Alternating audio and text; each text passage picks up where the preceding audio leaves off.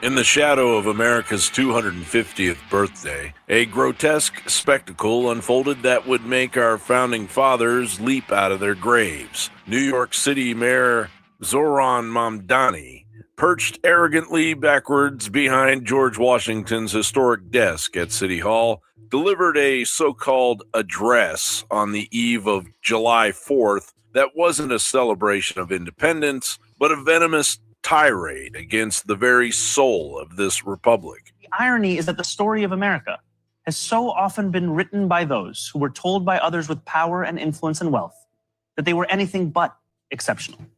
The powerful have always known their answer. America, in their view, is an arena of supremacy where only a select few are allowed freedom, where not all are created equal. America, if you ask them, becomes less the more people it welcomes. America, they will tell you, belongs only to those with the right accent or the right shade of skin. The rest of us, they insist, should be grateful for merely being allowed to visit. How small they are, how weak, how unoriginal. At every moment in our past, those who led through exclusion and isolation have tried to win power and enrich themselves by turning us against one another. Mamdani painted America as an unending parade of horrors, while Mamdani's wife skipped America's 250th anniversary to attend an Islamic spiritual wellness retreat in Mallorca, Spain, as podcaster Sneeko proclaimed that New York had been captured by Islam. This is the Islamic Republic of New Yorkistan. Islam will be in every household. Inshallah, the whole world is Muslim.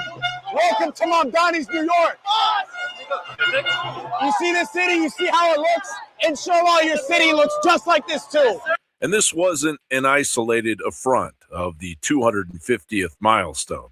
From weather-disrupted parades and canceled celebrations that were turned into political theater, while Larry David embarrassing. I was embarrassed to be an American.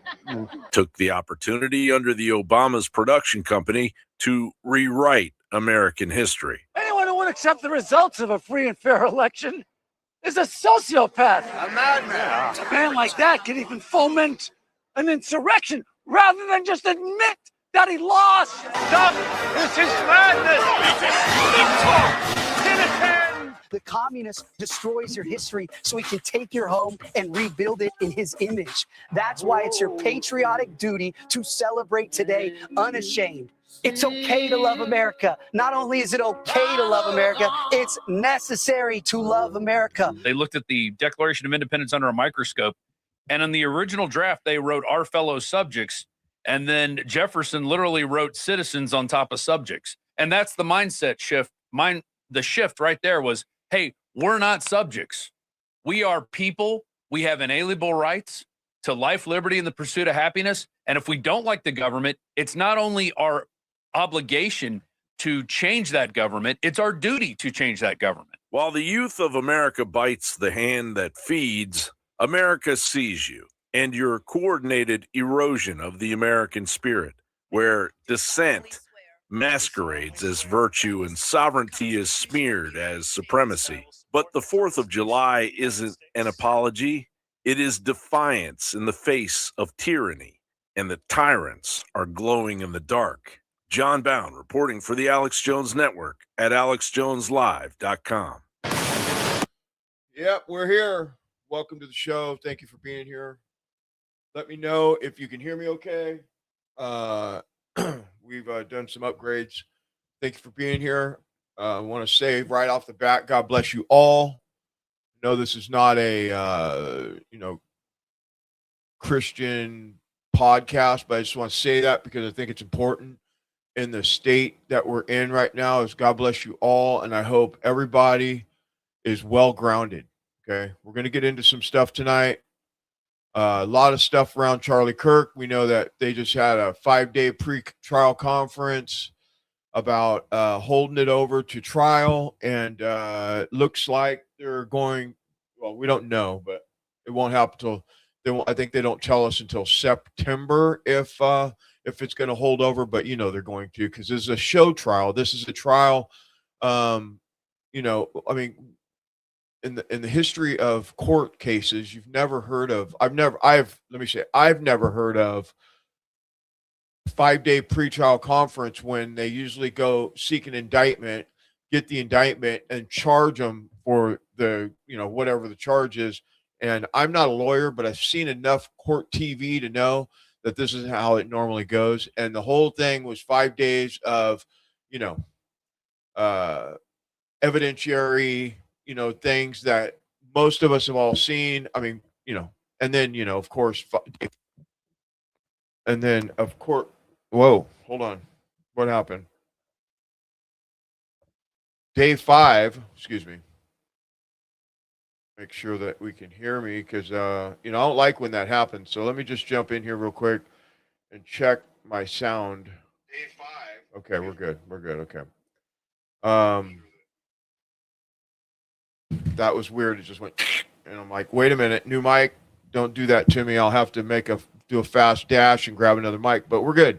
On day 5, of course, fireworks happen. They're talking, all the, I don't know what we want to call them anymore, the shills, because they're not, I always thought, I'm going to just say this and then we're going to get started. I always, coming into this movement, the Republican or, the voting and, Trump and hoping for,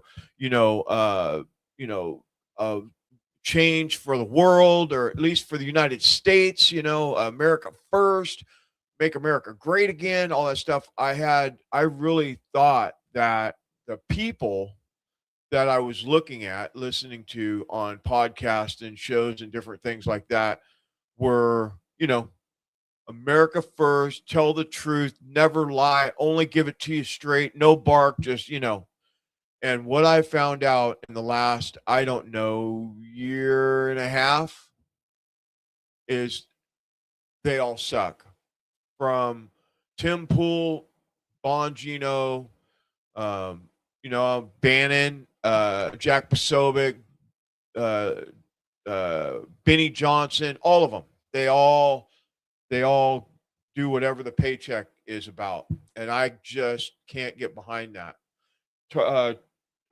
What's his name? We're gonna play a clip from him in a little bit. The fuck is his name? Excuse my language. When I play the clip, I'll say that dude. His name's I can't think of his name right now, and I have a lot right here. So we're just gonna move forward, and then I'll remind when I play it, I'll say that dude. They're all paid. They're Israel first. They're Trump can't do no wrong. Even Sorter. I thought Sorter, was good. You know what I mean? But now you have these dudes out here talking about fake things that aren't true. And I don't know if it's because the administration is paying them or if they're being held hostage. I don't know. In Bongino's case, I would say that they probably have his family held hostage or something, Castrotel, Bongino, all those people that were talking hella great stuff. We're going to do this thing. We're going to turn the FBI building into a museum and all this stuff, right? And they did exactly the opposite, and then they come out. And I know we've all seen the clips 100 times, but, they come out and they look like ghosts. They look like they just seen, a ghost or they're being held hostage, guns at their head from outside the camera. So you better not say the wrong thing or we'll blast you. I don't know, but this is not what I thought it was coming into this. So my view has changed quite a bit. I mean, a lot. I mean, a lot. I mean, a lot. Like, all these people are fake. And I just can't do it. I can't do the fake. I just can't, So, with that said, we're going to get into some stuff tonight. We're going to start with that clip we just watched about the Muslims and the Madabi Namis and the Deaf to America and all that stuff. We're not going to go deep, but we're going to definitely talk about Sneeko and his little thing that he did And Alex Jones went on his show on maybe Thursday or Friday, a couple days ago. And it might have been, I don't know, it was a day or two ago. Anyway, excuse me. And although Alex was in his normal rare form where he was just fucking going off because he's, completely frustrated with the, the invasion of our country. That's the truth. And that's the truth. We're being invaded by Muslim Taliban. We've talked about it for years, but we are, and the jihads and all that stuff, right? And so Alex went on his show and he started talking about all the things that's in the Quran and what they say that you either get with the program or they cut your head off, all that stuff, right? All that stuff that they talk about out of their quote unquote Muslim Bible, whatever it is. I've never read the Quran. I don't know. I only know what I've heard, so I'm probably not the one to quote the Quran, but I do know that enough people have said the things about it, and I'm sure I'll get a lot of backlash for this, but I don't care because all I do is the truth, and it doesn't matter who it is, where it's coming from, or what. It don't matter to me. I just tell the truth. My children deserve the truth, and your children deserve the truth. And if you're one of those people that think that that Trump's doing great and the Iran war is wonderful and gas prices are the best ever and don't forget about the stock market, you're probably not one of those people that I'm going to be looking up to. That's for sure. Okay. So I'll just say that. All right. So let's get into it. So we're going to start with Hustle Bitch did a piece on it, and then we'll get into what Alex Jones did after that. But we're just going to get into this, and we're just going to take a look at it, and we're going to kind of get an idea of what exactly happened at this during this video stream. What is that right? No, that's wrong. Okay, hold on a second. Let me see what I do.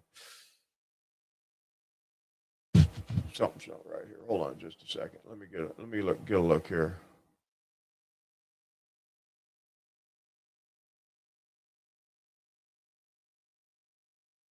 I already started off on the wrong foot here, so let me just make sure.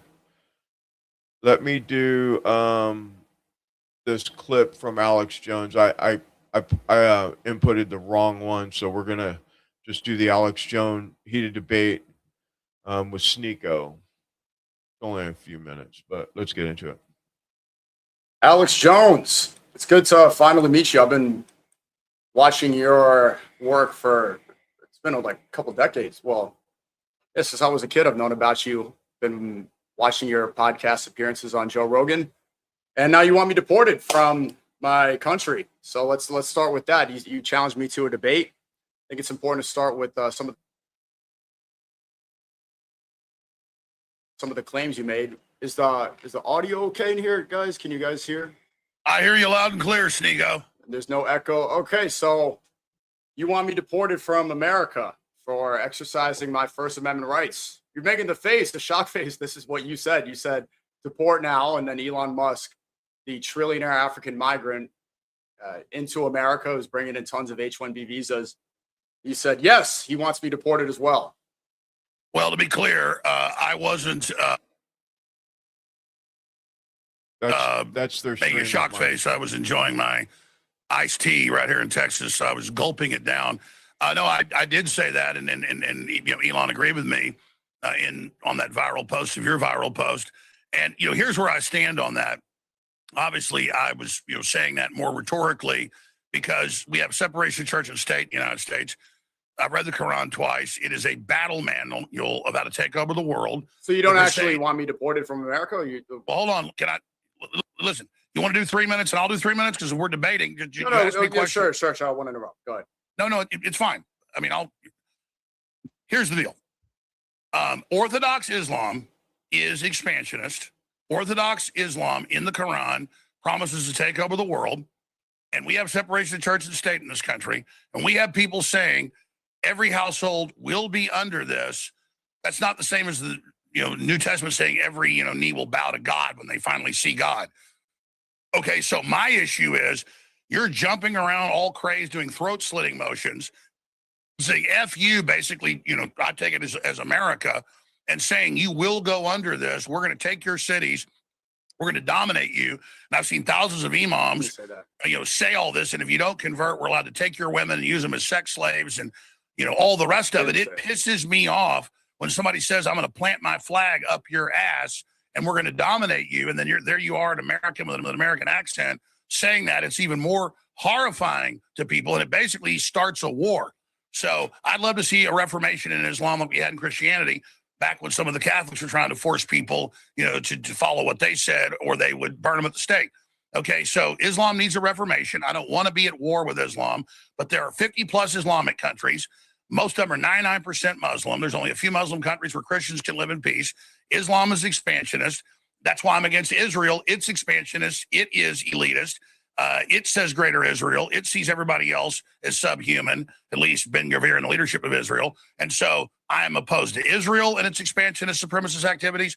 I'm against Islam's expansionist supremacist activities. And I am against the Chi-Com expansionist activities. I'm against the left's pedophilic Hollywood expansionist dominance, imperial operations. I don't want America to be imperial. I've been against all these expansionist wars. Even though I didn't like Maduro, I said, I think we'll probably just put communists back in. Now they want to overthrow Cuba and put the communists back in. So I'm against all of that. I'm against imperialism, not from some leftist angle, but from George Washington's angle of not being involved in foreign entanglements. So that's where I stand on all this. And when somebody declares we're coming for you and we're going to dominate you, I said to Port Piers Morgan back in 2013, it became a national story whenever he said, we're going to take your guns. And I said, if you do, 1776 will commence again. So anybody trying to take my guns, anybody saying I'm going to convert to Islam in all your homes, anybody telling me that they're going to stick their flag up my ass, I'm going to tell them, if you want to fight, you better believe you got one. Go ahead. Yeah, and I agree with that statement. When you have, whether you're an American citizen or not, if you're talking about, Islam running our country and taking over and taking away Christian, the Christian culture and all that stuff, and everybody's going to be under Sharia law and all that stuff. I agree, totally agree with that, and hopefully you do too. I mean, it's common sense to me. Hey, some people may have a different viewpoint on that than I do, but I believe America is America, and all those other cultures, when you come here, you need to conform to the way Americans are and become American. And I don't think it's okay to do the things that they do with their women and all that stuff. And again, I don't know a lot about it. I only know what I've read or seen, whatever like that. But the things that they do in their culture, including marrying, 50-year-old, 40-year-old man marrying a 10-year-old and all that stuff, it's just pedophilia to me. So I don't agree with any of that Sharia law and any of that stuff, and I just don't agree. I mean, so that's kind of where I stand on that. And I'm glad that, the debate was an hour and a half or something, but I just pulled a little bit. I didn't want to go off the rails, but they did get into a couple of heated exchanges there, and Alex got super pissed off a couple times. And that's what he does. When he's passionate about something, he kind of goes off the rails, and he kind of did. He kind of did. He kind of went there. But anyway. So so moving on from that, there was this we've talked about the flock cameras quite a bit. And I don't know if everyone really realizes the detriment to the flock camera. Not only is it tracking you and everything you do and all that stuff, it takes retina scans, all the stuff. Now the cops are using these flock cameras and putting you somewhere where you wasn't and arresting you for whatever crime that they said that you did. And if and it may not even be you. There's been tons of cases of this where the police come, they show a flock camera video, and they say it's you. And even if it isn't you, one letter off on your license plate or whatever it is. It's AI. So it's all done by AI. So AI is not perfect. I know that we make good videos and all these different things, you know what I mean? But when it comes to these technical things, it's just not advanced enough for this. And they need to go, really. And so this lady gets arrested on her porch, and she's telling the cops, like, what are you talking about? I didn't steal a package off of somebody's porch. It wasn't me. And he's like, I got video evidence right here. It came from a flock camera. Check it out. Stand by. We have cameras everywhere in that town. You can't get a breath of fresh air in or out without us knowing. Chrisana Elzer learned the power of flock firsthand. You were in town from 11:52 until 12:09 exactly. Like I said, nothing gets in or out of the town without us knowing. When a Colorado police officer showed up at her door holding flock snapshots of her truck. And here's when you left at 12:09. That's when you left town. To get? No, to stop at Ridge Trail. Wait a minute. And take a package. Well, there's no shushing. I don't need to be. I need to know where this is. The first thing he pulled out on the body cam is that flock picture, the clear photograph of your car. But here's your vehicle in the neighborhood many, many times, apparently casing houses, because you just can't drive through for work or visit other businesses. You can only be casing houses. It is her. It is 100%. It is locked in. There is zero doubt. I wouldn't have come here unless I was 100% sure. 100%. It is certain. It is on video. You're obviously welcome to go to court. Chrisana was charged with stealing a package, but it wasn't her. The porch pirate was somebody else. Multiple times you tried to show him your video evidence. He didn't want to see it. Even when I called him back, he said, that's not my job. You looked at a time of a crime. You saw my vehicle entering in the flock. No. What I did was I did an investigation. You called my wife a liar. You saying this is fact. I have video evidence. I don't know what you want me to say. The charges were dropped after Chrisana spent weeks trying to get the police chief to look at her evidence. Time-stamped video from her truck and a neighbor's doorbell camera showing she wasn't at the scene of the crime. What does it say about where we are that you feel you have to have more cameras than the police have in order to make sure you can prove yourself innocent? It sounds like it flipped the script to you're guilty until you prove yourself innocent. Without a flock camera, that detective would not have been at her door. By his own admission, he pulled out the flock picture of her car. Do you want to apologize to Chrisana Elzer for what happened to her? For the police misusing the tools? I don't think that I have to apologize. He wasn't charged with a crime. He wasn't, other than being reprimanded for his attitude. Sure. But I would tell you that, should I apologize for somebody misusing a tool? I don't think so. Flock Safety Chief Communications Officer Josh Thomas. Who's watching the watchers in these cases? Well, the city council. The city owns the data, so city council would have the appropriate responsibility in that case. Our point of view has always been that it is not Flock's job to police the way police do their work. So what do you think of that? I mean, so you have a cop come to your door and he says that you stole packages, right? Or you, ran a red light, or you, whatever it is, whatever the case is, shoplifting, and they caught you on a flock camera. They're everywhere, by the way. I mean, they're not every corner, but what they do is they strategically place them in areas of main intersections, and they'll have one at this corner, and then down the road, a mile down the road, there'll be another one, and they do tracking with it. So you're going down, Greenback or whatever, and it tracks you wherever you go, everywhere you go, who's in your car, retina scans.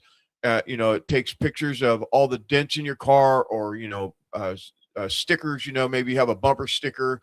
Maybe have your MAGA sticker or something. That was a joke. Whatever it is, right? And they track you, and then they use it in a database. That's why these data centers are going in, because they're taking all this information. Everything we do is being put in these systems, and they're put on these servers, and they store the data. And if they want you for something, doesn't matter if you've done it or not, with the AI tools and everything, they can place you anywhere they want, anytime they want, anyhow, all that, and they can just do it with AI.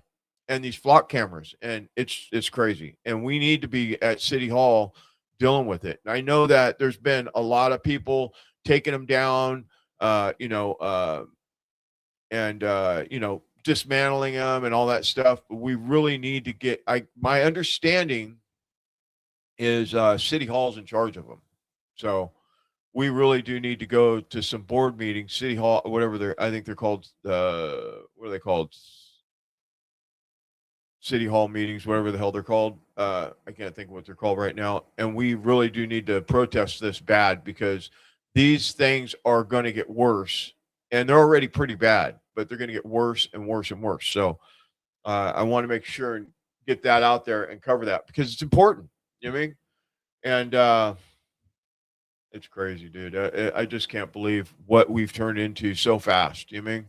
In the last 5 years, everything has just went completely sideways as far as I'm concerned.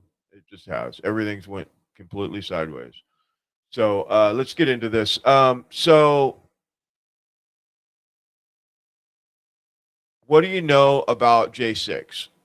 Most people that watch my channel know that J6 was a Fedsurrection, but then there's other people that don't know this, and what they think is that there really was this,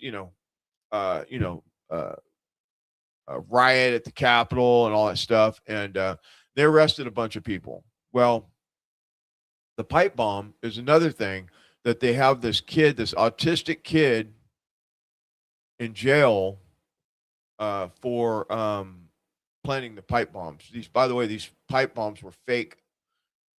They weren't real pipe bombs, but they resembled a pipe bomb. And there was one at the DNC, one at the RNC, and they found them. Almost like the way the 30-06 was found. They didn't see him, and then all of a sudden they just were there. You know what I mean, kind of thing. But they have done the research on it to find out who actually allegedly is the one that placed those pipe bombs there. That was the Capitol Police. That's now a CIA officer. Kirchhoff, I think, is her name, allegedly. And but they have this autistic kid in jail, and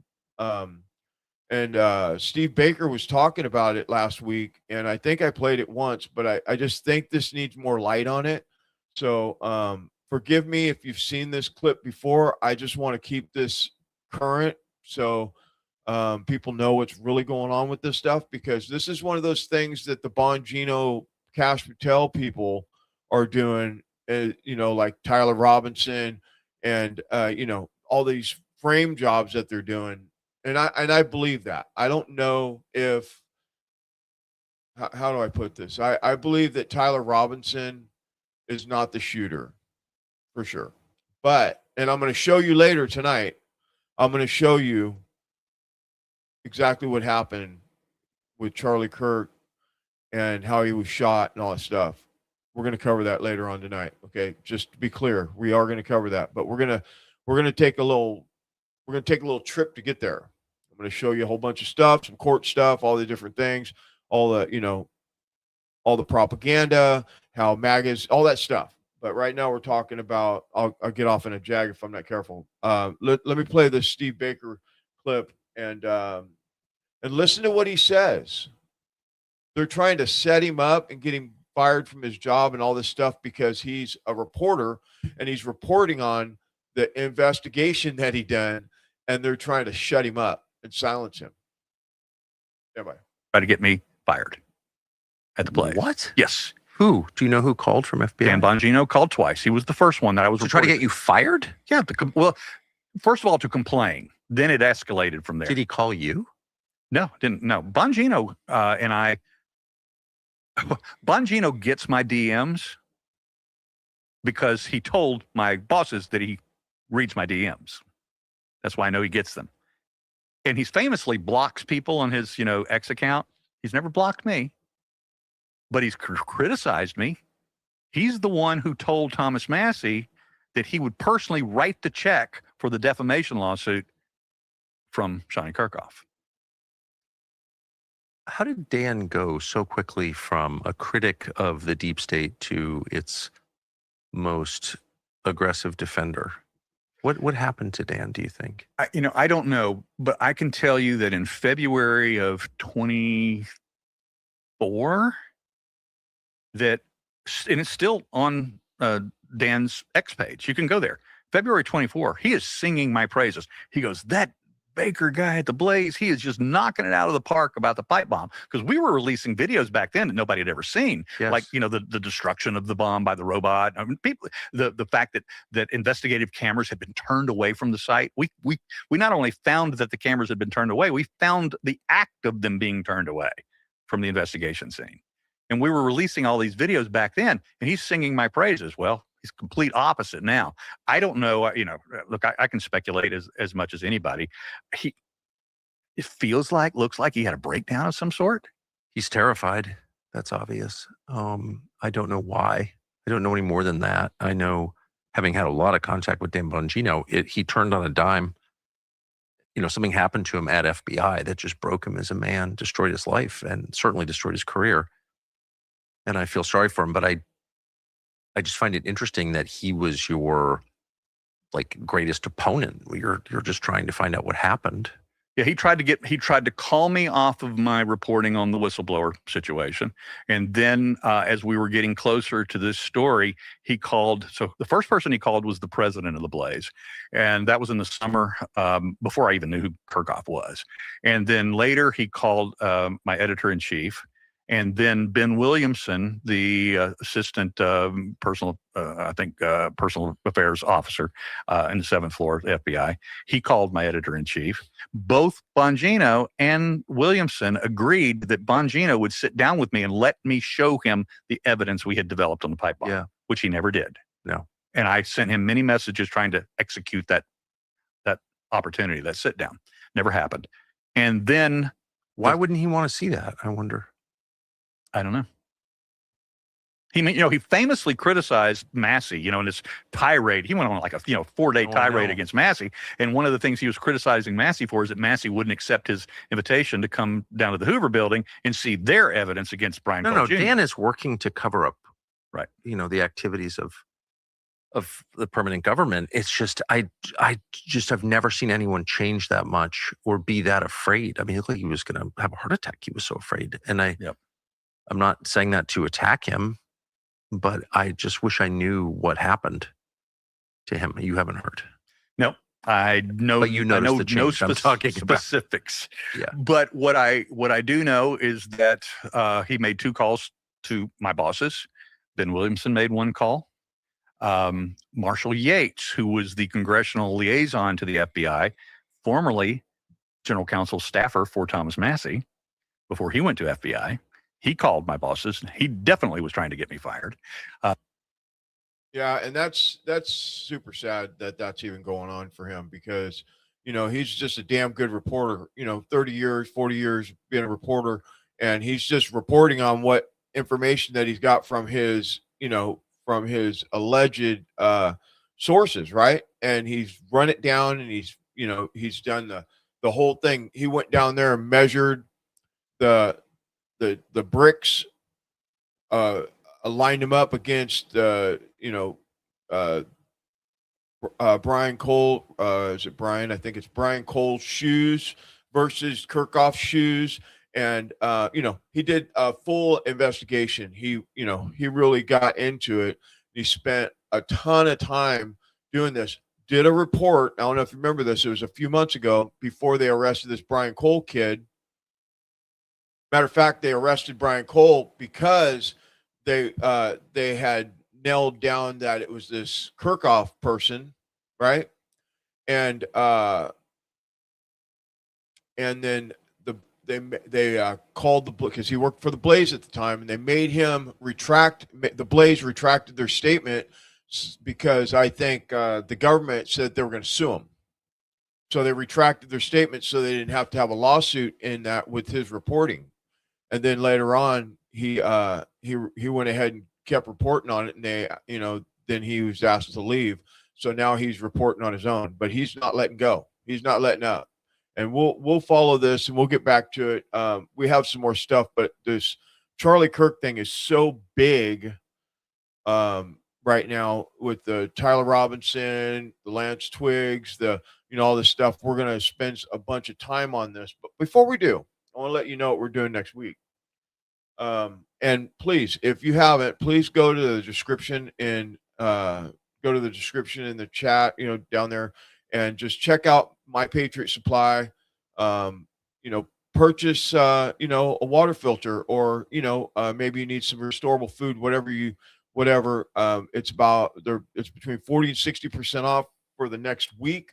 And support us. Do the best you can to support us. I mean, we're doing our best to do the best reporting as we can. We try to give it to you, as I say, with no bark, just straight, and no chaser. And we hope that you support us so we can continue this mission that we're on. And we definitely are on a mission here. And I have some more things coming out pretty soon. Zeolite, I got to upload it. So next week I'll upload that, and we're going to start having some different supplements and things like that. So look forward to that in the future. So I've mentioned it a little bit, not a lot, but we have, my wife has, she has a nonprofit, and we take care of veterans and stuff like that. And we're doing service animals. We had our wrap-up party last night. That's why I didn't do a show last night. We had our wrap-up party, and we have, like a concert and, food and all that stuff. And so we were doing that last night. And so I didn't have a chance to come in here. Usually on Fridays, I spend all day working on everything for the show. And today, I just had time to do this Tyler Robinson, Kirk thing, because it's so heavy. And anyway, so we'll get some more stuff up here soon. And or you can go to my website, excuse me, inspectorweb.com, and check out that stuff. Also at the top of the page, there's all of our sponsors are right there. So thanks for listening to that little plug. Let's get into this. What are we going to do? Oh yeah. There's a couple things I want to cover. One is I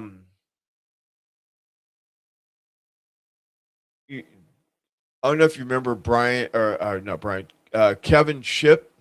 He is a whistleblower he's like a CIA whistleblower, and he was on Redacted recently. And let's listen to what he had to say, because this is about the Iran war, and it's hot, and we're going to cover it this week. But I wanted to spend as much time as I could on Charlie Kirk and the court stuff while it's hot.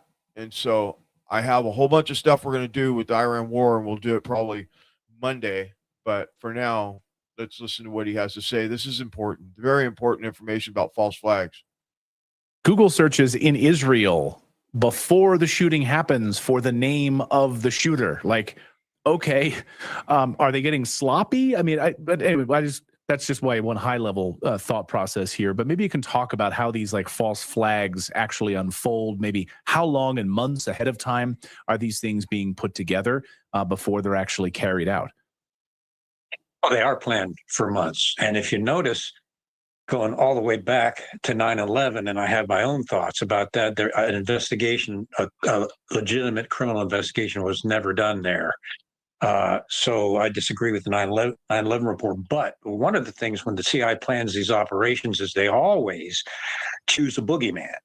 It's always got to be one person, because if it's just one person, it's not a conspiracy. And you can, and law enforcement or Congress can't go into the conspiracy of more than one person if there's just one boogeyman. So if you can select your boogeyman and you can hit him with chemicals or directed energy weapons or something to derange his mind, and the human brain is all electric and is very easily programmable, sadly, but it is. So you find your boogeyman and you program that boogeyman to kill. He or she goes out and does the dastardly act, and then immediately, like Osama bin Laden, the agency will say, we got him. There's the boogeyman. We got the boogeyman. It's all over. No conspiracy, nothing to see here. That's how they do it. And if you look, it's always one person, one boogeyman, who had no indication previously that they had any murderous or even criminal tendencies, and all of a sudden, like Tyler Robinson, they're, despite all the facts that don't add up with Charlie Kirk's murder. There is the boogeyman. This is the guy who did it, despite all the evidence that how could he possibly have done this with dismantling his rifle and putting back together and all that stuff. No. He's the boogeyman. He did it. We got him. No conspiracy, nothing to see here. That's how they do it. And of course, there's very little daylight, as you and I have talked before. There's very little daylight between the CIA and Mossad. So when these operations are being carried out, when we say Mossad, what we really mean is the CIA and MI6. Yeah. Really? I mean, they're all in cahoots, right? They are. Yeah, they're brothers and sisters. No question about it. Especially the Mossad and the CIA. The CIA considers Mossad its chief intelligence asset in the Middle East, and they're woven in with Mossad, like I said, like sister organizations. Well, they are sister organizations, and so when the Mossad does something, many times the CIA is involved, except for when Mossad actually targets the CIA itself to try to steal information from the agency. So it's a frenemies kind of relationship where they both connect with they share intelligence on a massive high-level scale with high-level clearances that the U.S. doesn't do with any other country. So essentially they are joined at the hip. Are they just getting so careless now? I feel like we're able to see it. I mean, if you watch our show, like we're not falling for this BS. But do they work? Because you see the mainstream media, you see CNN, you see Axios. They're like, the rise in anti-Semitism led to this attack, et cetera, et cetera, et cetera. So they're pushing this narrative on all of us at the mainstream media level. But I feel like maybe that false flag ship has sailed. What do you think? Do they still work? Well, I mean, they know. They've done a lot of psychological studies on this in the agency. They know that your average American is sitting on the couch watching this, tired and exhausted from working all day, and they're just trying to provide for their family. And the only information they get is from these news programs, from these pipelines. And I'll give you a prime example, and this is just in my view, regarding 9/11. After the attacks happened, the Bush administration comes out and they said, we can prove that the terrorist, one of the terrorists was on the plane because we found his passport 2 blocks away from the World Trade Center. The plane was incinerated. Everything on the plane was incinerated. Above and below the plane was incinerated. But this paper passport managed to float down over to Rica. There's a prime example of a stupid piece of disinformation. There was lava. There was literally lava from the nanothermite that was used in the controlled demolition of the towers. Like nanothermite, like lava flowing. But these paper passports, these things are, man, I want to build my house out of these passports. That's right. Exactly. Apparently they're some sort of new material or something. Right. But they repeated that lie enough that most Americans are like, oh, okay, we buy it. Because frankly, Clayton, and they don't teach this in high schools and universities anymore. Most people don't practice critical thinking. And that's what we need is to people to start understanding they need to critically think about this. A paper passport on the street, that's impossible. Right. So don't buy it. I mean, but programs like yours and others that are bringing this critical thinking into these things are what people need because they're not doing it on their own. They're just sitting in front of the TV and being fed this stuff. Yeah, and it's part of the predictive programming thing that's going on with this whole thing with Israel, and we know that they're got their hands in all this stuff, and we know that that's what the Iran war is about and all that stuff. We know this, right?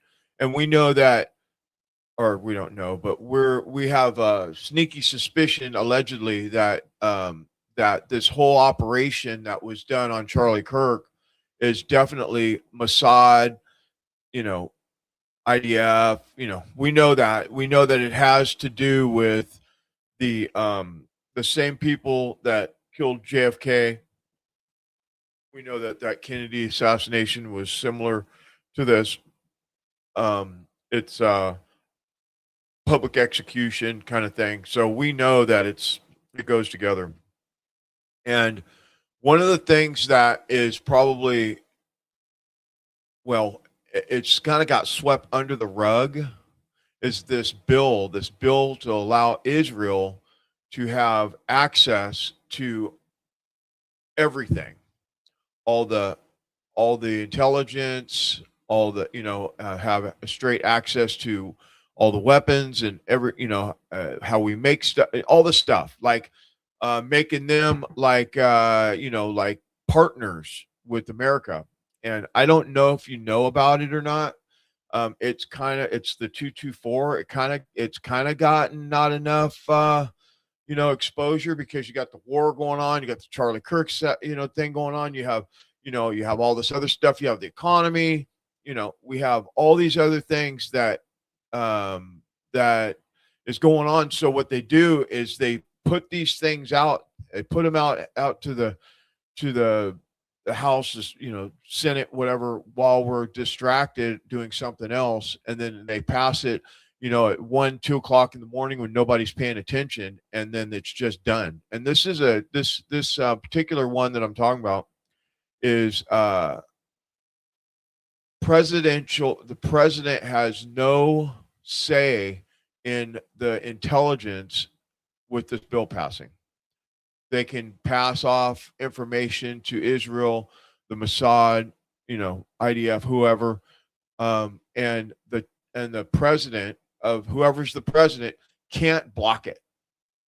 Check it out. Listen to what Kim Iverson says about it. If I can get there. Bye-bye. Unfortunately, the amendment to halt the merger of the U.S. and Israeli militaries together has failed. They have shoved this into the National Defense Act, and it will pass. This whole idea, which Netanyahu even says was his idea, this was his plan, this did not come from our Congress members. He actually put it forward. They said, okay, we'll do whatever you want, our dear leader Bibi, and they put it into this bill. The goal of this, according to Netanyahu, is to end U.S. aid to Israel. Now, you might think, oh, that's a great thing. We do want to end U.S. aid to Israel. Right. The workaround is to no longer need aid from the United States military, because you will just become the United States military. Netanyahu said, rather than being dependent on the U.S. military, we become partners. We become partners. We share everything. Here's the article from Responsible Statecraft saying Congress has refused to even allow a full House vote on a provision that would pave the way for an unprecedented integration of the U.S. and Israeli military industrial complexes. After no debate on Monday, the Rules Committee chose to reject a bipartisan amendment introduced by Reps Ro Khanna and Thomas Massey that would have stripped the United States-Israel Defense Technology Cooperation Initiative from the bill. This provision they wanted to squelch creates an executive agent within the Department of Defense whose sole responsibility is furthering U.S. and Israeli military tech integration across nearly every facet of the defense process. It even specifically says in this provision that we will source and look for as much Israeli tech to integrate into our military as possible. That is a bad idea. That's the worst thing I've ever heard of. So if you don't want that, call your congressman, call your senator, tell them you absolutely want them to oppose that bill unless they strike that from it, that you will not live in a nation that is beholden to another foreign nation. I was going to say something much more grotesque, but whatever. I mean, it's just so obvious. Israel is taken over. We're not a sovereign country anymore. Yeah. So with that, they're already tracking us.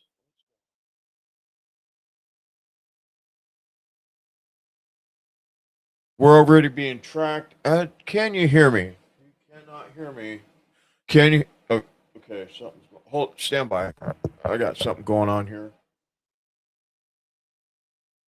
Check. Okay, you got me. Okay. You could hear me, but I couldn't hear myself. We're already being completely monitored from Israel already. We know that every time they come to the White House, they put bugs and trackers and all this stuff and are all around the White House, and so they can hear everything that's going on. But they literally have been caught doing this, putting in this intelligence in our well, they do it with our phones and everything. I mean, they completely hear everything we do and track everything and do all that stuff. And they also put it on their servers, right? But this is crazy that it would even be something that they're willing to even suggest that Bibi Netanyahu would suggest something, and they just pick it up and go with it. And I know that like 80% or 80, it might be 85% of all the Congress, House, and Senate are paid by Israel. We know that. We know that they're all part of AIPAC and they all get these big checks. And, you know, we know this. And so part of their deal to do that for this campaign money is what they call it, or whatever it is. They have to do what Israel wants done. They have to push their they have to lobby their stuff and all that stuff. And here we are with this 224 that is just a bad deal. And I don't know, because the last couple, what do we have? One more congressman that's fighting for us. The rest of them are just they're not. I mean, I guess you could say Luna, yeah, Boebert, she's out. They removed her too, from my understanding. Trump's trying to get her out right now. So this is what anybody that doesn't go with the plan of Israel, and I'm not an Israel. What do you call it? What do they call it? I'm not against Israel. I'm not against anybody. I just don't want to see us owned by another country. I don't care who it is. I mean, I don't care if it any other countries, you know, China, any of that stuff. But this is what's happening, and because they pay all these congressmen and these senators and, you know, all these lobbyists and all that stuff, we are literally being told what to do in our own country, and that's a bad idea. It's just a bad idea. I don't give a shit what you say. It's just a super bad idea. So anyway, I wanted to cover that as well before we get into this this major stuff with Charlie Kirk. Let me start right here. I want to play this this clip. It's just a little synopsis of what we're going to get into tonight. This is oh no, let me start right here. Stand by. This goes with the other stuff we were just talking about. While you scroll your feed and trust digital prophets, we pull the strings in the dark. Misinformation isn't erratic, it's our calling card. False flags aren't aimless, they're our chess game. We don't just watch history. We write it, we edit it, and we distribute it like heroin. Our mandate is simple. Pull their strings, push our story. They call us RIP. I am the head of Right Wing Influencer Protection, or RIP. You may know me as Shaft McLean. What do you want your name to be? I'll be Chad Thundercock. Chad Thundercock's too on the nose. It's also too aggressive. You want to say something like your name is Gary Budgman. Just simple, soft. It allows people to feel like they're better than you, but also triggers a whole erotic situation. You, what do you want your name to be? I'll be Gary Shaftstein. Gary Shaftman's already been taken. Gentlemen, you're not here to protect the narrative around a TikToker or a Snapchatter. You're here to protect the A stories of some of the biggest grifters in America. I thought the whole point was to protect the client. It's not our job. The devil is in the details, gentlemen, and that's us. We're the devil. We focus on the SIM cards. We focus on the relay. We focus on staying tan, bronze, and having tricep definitions. It does not matter what we do. It matters how we look, and it matters if the grifter that we're responsible for is kept in line and eventually gets killed publicly. Okay, any other questions? You look really familiar. Were you a Ruby Ridge? One of you may be assigned to Erica Kirk. She is one of the craziest bitches you will ever meet. She loves to wear polyester and can't stop with the pyrotechnics. She's also a whore, okay? So we have to keep her drugged at all times and a fire extinguisher ready. Notice how Erica Kirk doesn't cry? That's by design.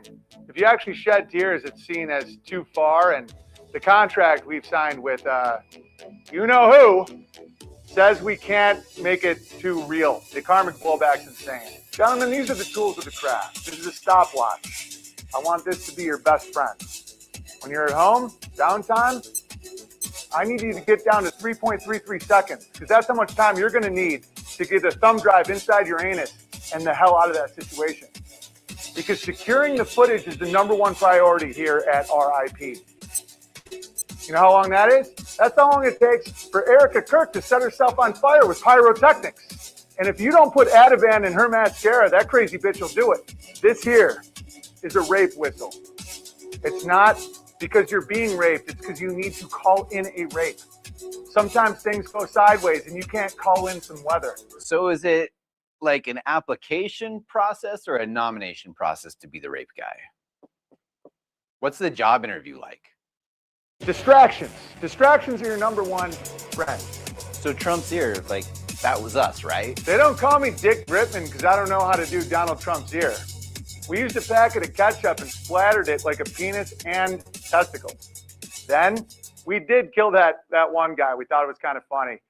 Got the picture, got the hell out of there. Next. So if I go on a special assignment to South Africa, can I change my name to Enrique Incoclius? I don't even want us to talk about that. So what happens if Dave Rubin goes off the rails? Oh, Dirty Dave Rubin.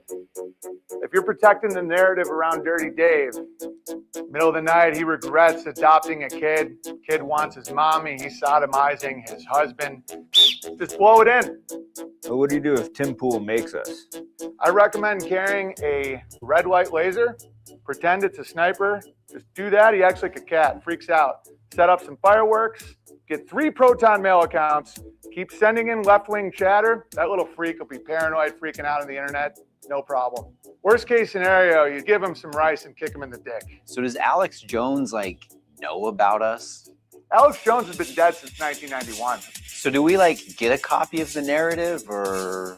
Well, you think you're one of the story boys? No, we have a department to do the stories. We're just the props department. It's really, the story is not that interesting at the end of the day. Want to know what's interesting? How to get a thumb drive in your ass in under 3.33 seconds. Then what do you do after an incident? You have to secure the scene because we may have put explosives in the microphone, okay? That causes residue. The key is logistics. You got to get the locals ready. You got to get a cement truck ready to go within 20 minutes.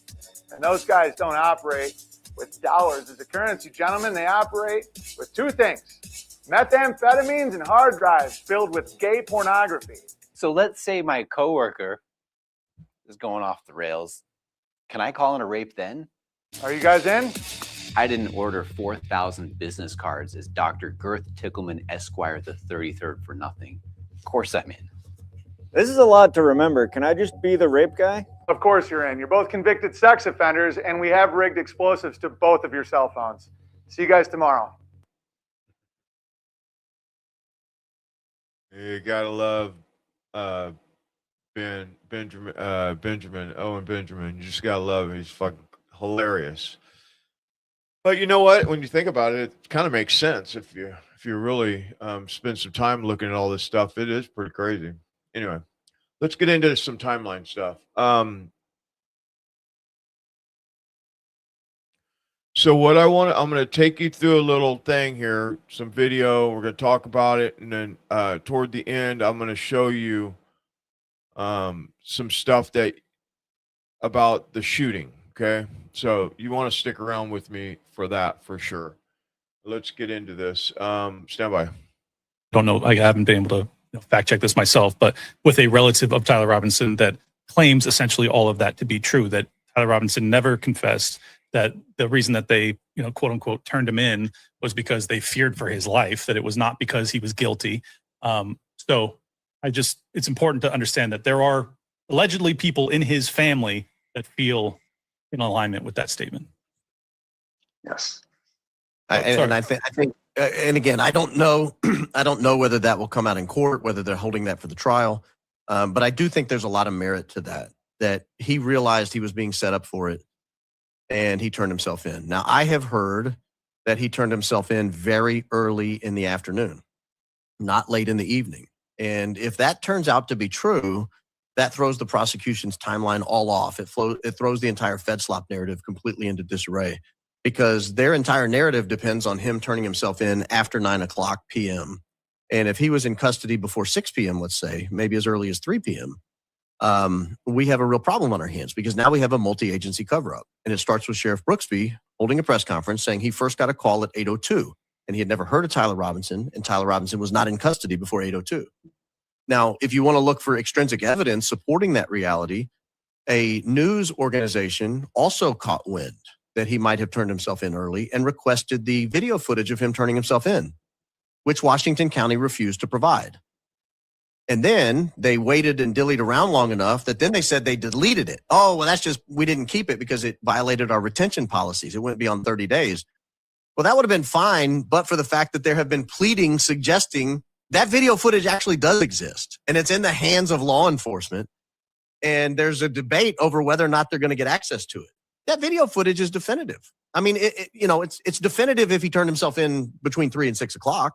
Right. It's definitive that there's a multi-agency cover-up and that Tyler Robinson is being framed. If he turned himself in at 9 o'clock, well, then we just go forward with the, probable cause hearing in the trial, and let's figure out if he's the one who did it or not. But that is such a definitive way to rule out that he did it alone that I don't understand why we don't have access to it, why we don't know the answer to that question. What time did he turn himself in? I'm also bothered by the fact that we still don't know where his shirt was, where Charlie Kirk's shirt was. Just to briefly unpack the explosive or directional charge hypothesis, because of the confusion or just seemingly inexplicable, 30-06 entry wound that we're all supposed to believe in. A lot of people have been hypothesizing about there being a microphone explosive of some variety. And obviously, Baron, you've done incredible work at trying to come up with kind of supporting evidence, which goes along with a contract for the development of a micro explosive device, and then that facility exploding inexplicably 1 month after the attack. So I don't know if we have time to unpack all of that.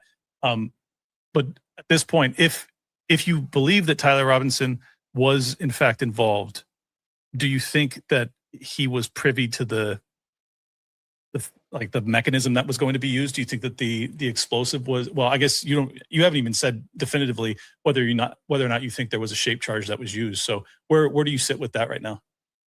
Well, when I determine what to cover, it doesn't mean that I necessarily believe it. It just means I think there's enough evidence there that it needs to be considered by hundreds of thousands of people who might tune in and hear it.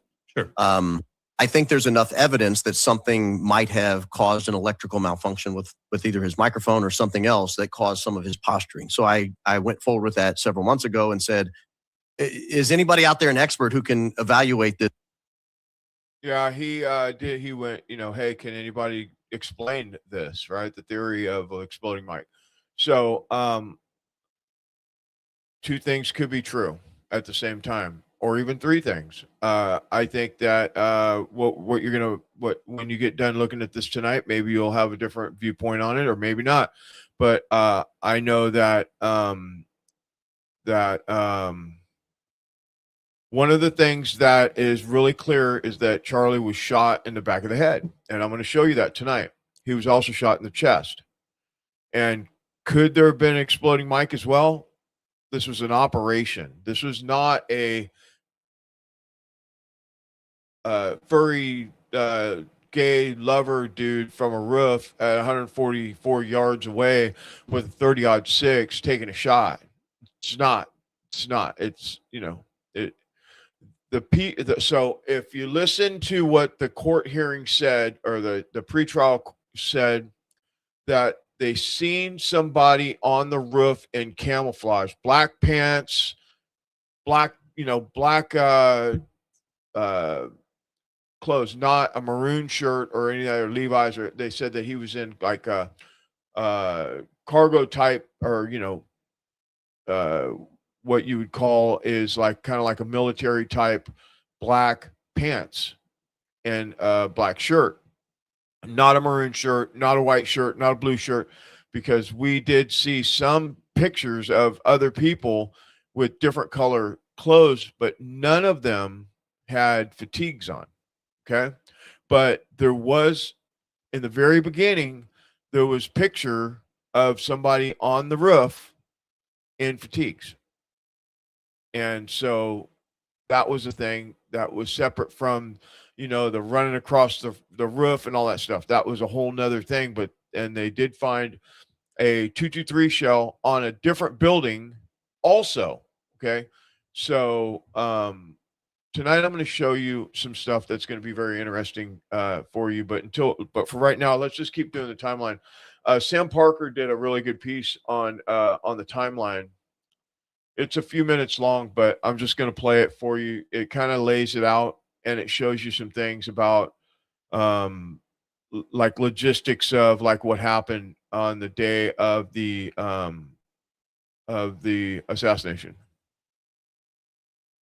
Because I want you to get It took 1 all minute of to it. carry Charlie to the SUV and load him and leave UVU. Then it took about 7 to 10 minutes for them to drive to the hospital. Then it probably took at least 5 to 10 minutes to get Charlie into the operating room. And then we're told that they were working on Charlie for 20 to 30 minutes in the operating room before the surgeon pronounced him dead. So that adds up to about 33 to 50 minutes total, which gives us an earliest estimated time of death pronouncement between 12:56 p.m. and 1:13 p.m. 1:13 p.m. again being the time that Victor Marks posted to social media that Charlie had passed away. So that 1:13 time, that is the upper bound of the minimum possible time, given what we know. So if you're satisfied with this, you can stop the video now. I am going to show you all the receipts, though, of how I arrived at this information. Police scanner data and also testimonials from Brian Harpole and Frank Turek. And, of course, the exact timeline of the moments of Charlie's death at UVU itself. Let's get into that now. Not counting gang violence. Great.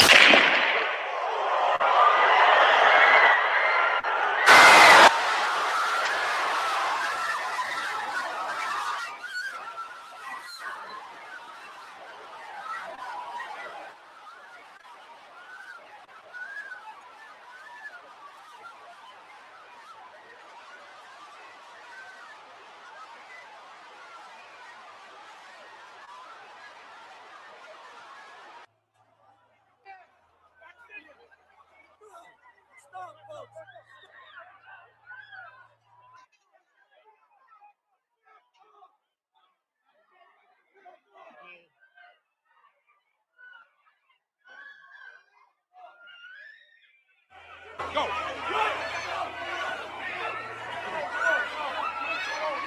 They just shot Charlie.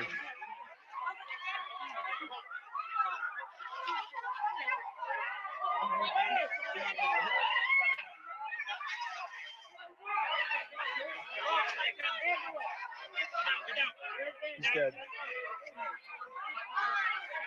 God help him.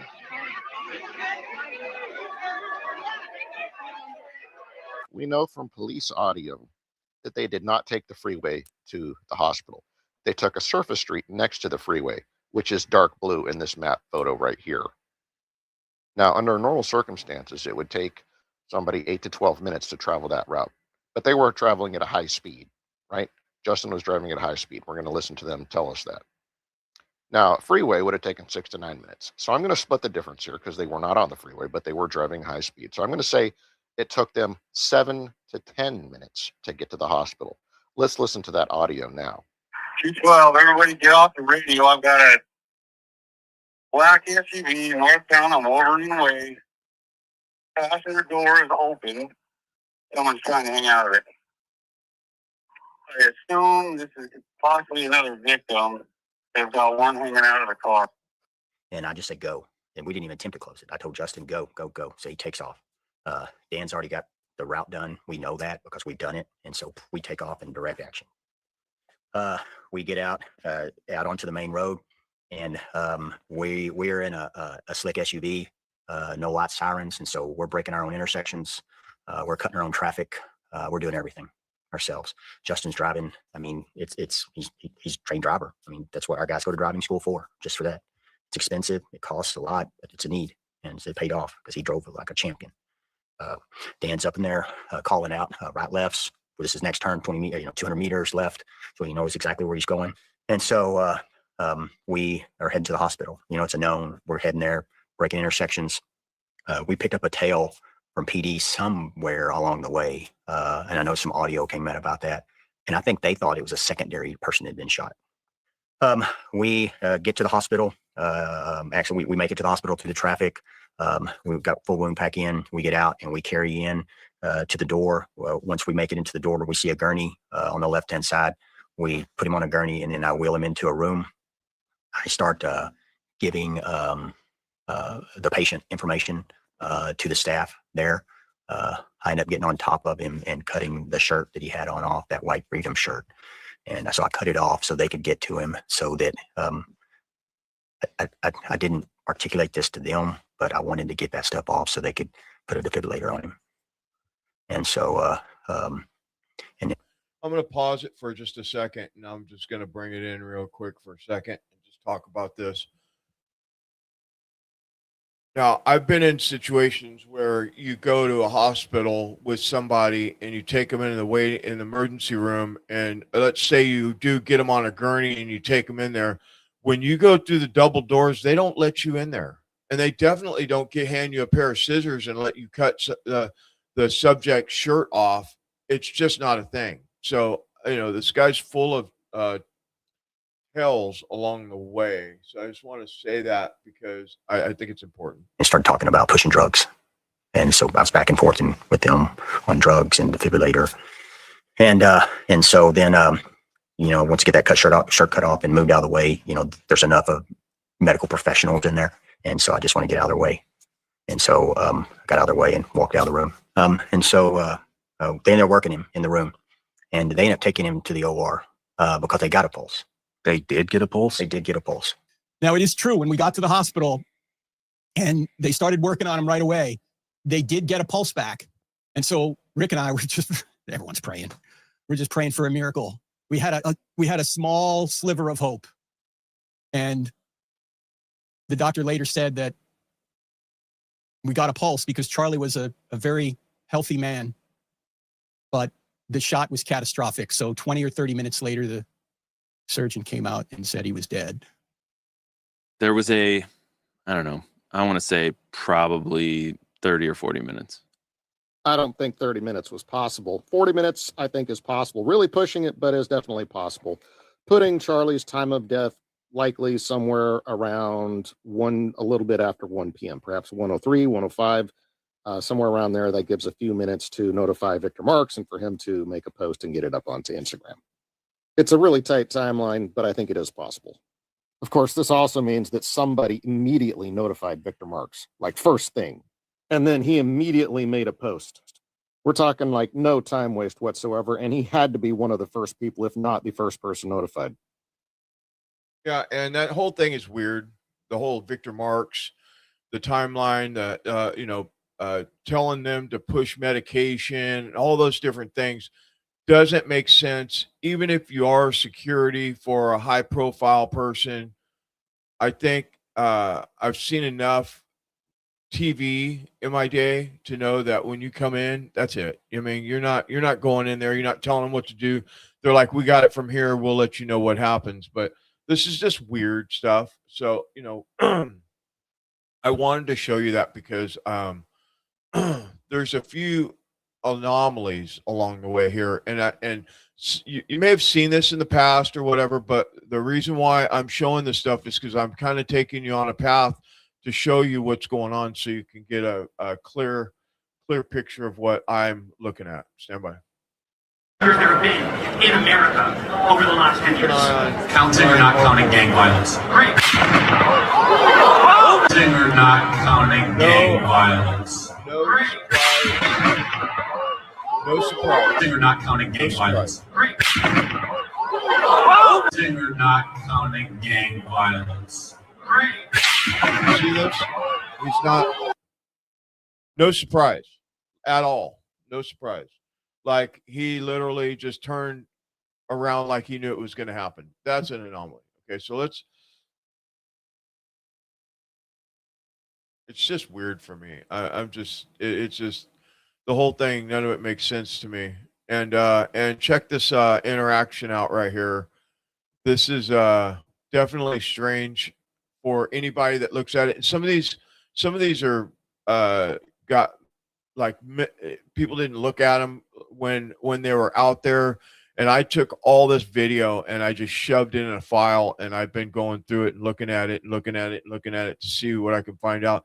And check out this interaction with Kozak, Hunter Kozak, and the other I don't know who the other person is that's with them, with the security at UVU, Charlie Security.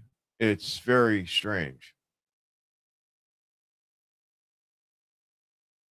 No sound, so it's just keep an eye on the guy in the blue plaid shirt.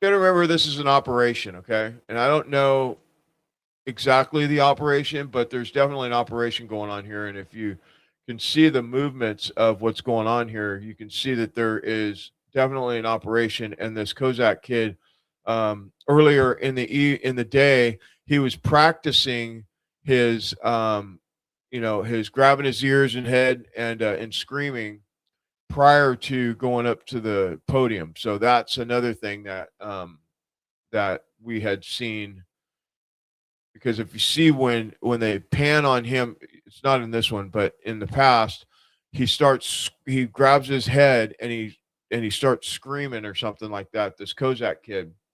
Now, if you see what's going on here, they're really having more than just wait right here. You're up next. You know what I mean? They're checking their watch. They're looking around.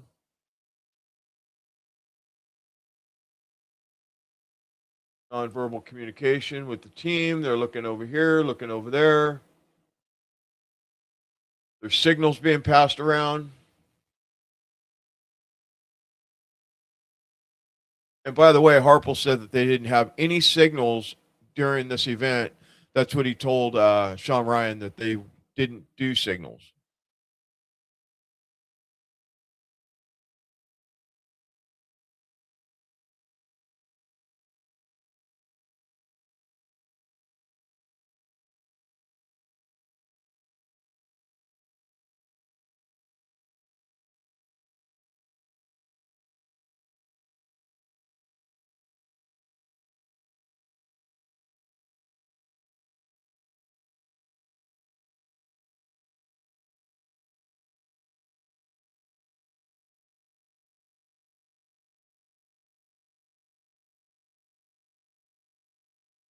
And this kid looks really nervous standing there.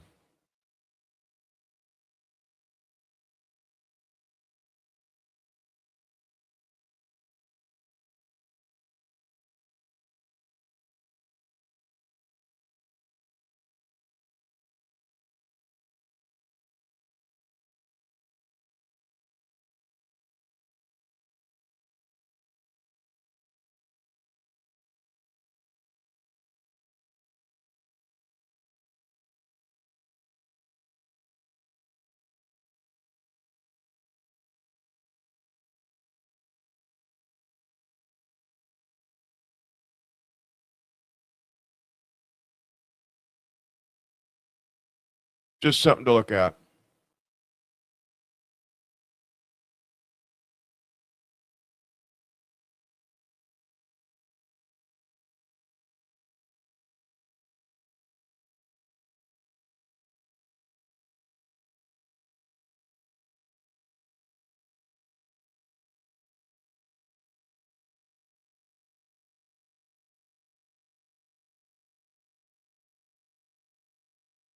Bet you didn't see this. Just watch. TPUSA had a videographer, Visual Impulse, who was taking coverage of the event, and they provided video to us that they had captured on September 10th of 2025. And do you know who or how that video was collected from Visual Impulse? Yeah, Mr. Farnsworth originally provided, I believe, a flash drive to Lieutenant O'Brien with one of the local agencies. And a short time after that, on September 10th, he provided downloadable versions, electronic versions to Agent Mortensen. And an 1102 was collected from him on May 6th of 2026. So an 1102 was prepared by someone with Visual Impulse? Yes, Terrell Farnsworth was the individual that prepared it, and in preparation for this, I spoke to him personally regarding that statement. Do you know what his association is with Visual Impulse? I believe he's the owner operator. So remember when we were told by Andrew Colvett and all of the cronies at TPUSA, all of Charlie's best friends, that that footage that was taken off the camera behind him was immediately turned into the FBI, and then it didn't go anywhere, and he didn't run off with it or whatever. Remember that? Well, in case you don't remember, watch this. You know, by the way, just one other conspiracy theory I just want to snuff out here.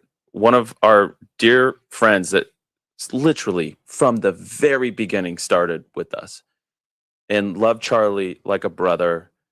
He grabbed the SD cards out of the camera afterwards. And there's all these conspiracy videos about, like, why did he grab the SD cards? Well, first of all, they're in the possession of the FBI. Okay. It's not like he took them and like ran off with them. Second of all, I asked him personally, I said, why did you do that? And he looked at me and this was his answer. He said, because I know people can be evil. And he did not want that footage being grabbed by somebody. There was videos of people after the incident going and stealing hats off the table. I mean, so I'm so grateful he did that. So, yep, that was another big lie because according to this testimony, this footage from the camera behind Charlie was given to the FBI in a flash drive. Now, I'm no expert, but I do know the difference between a flash drive and an SD card. And an SD card is what's inside those cameras. And in order to get the footage from an SD card onto a flash drive, you have to put it in a computer first, which means that he absolutely did not turn that thing in directly to the FBI right away. He had it in his possession for who knows how long. I guess however long it took him to give the flash drive in. I'm not sure what the timestamp is. You'd have to look that up. But regardless, that absolutely violates the chain of custody. There's not even a question. Like, that right there violates chain of custody. And then you're telling me that he doesn't turn in digital copies for 8 months? Don't worry, guys. Everything's totally fine. They definitely didn't change anything or delete anything or omit anything. It's totally normal. They really think that we are this stupid. But I'll tell you what. Sam Parker put this perfectly in a tweet.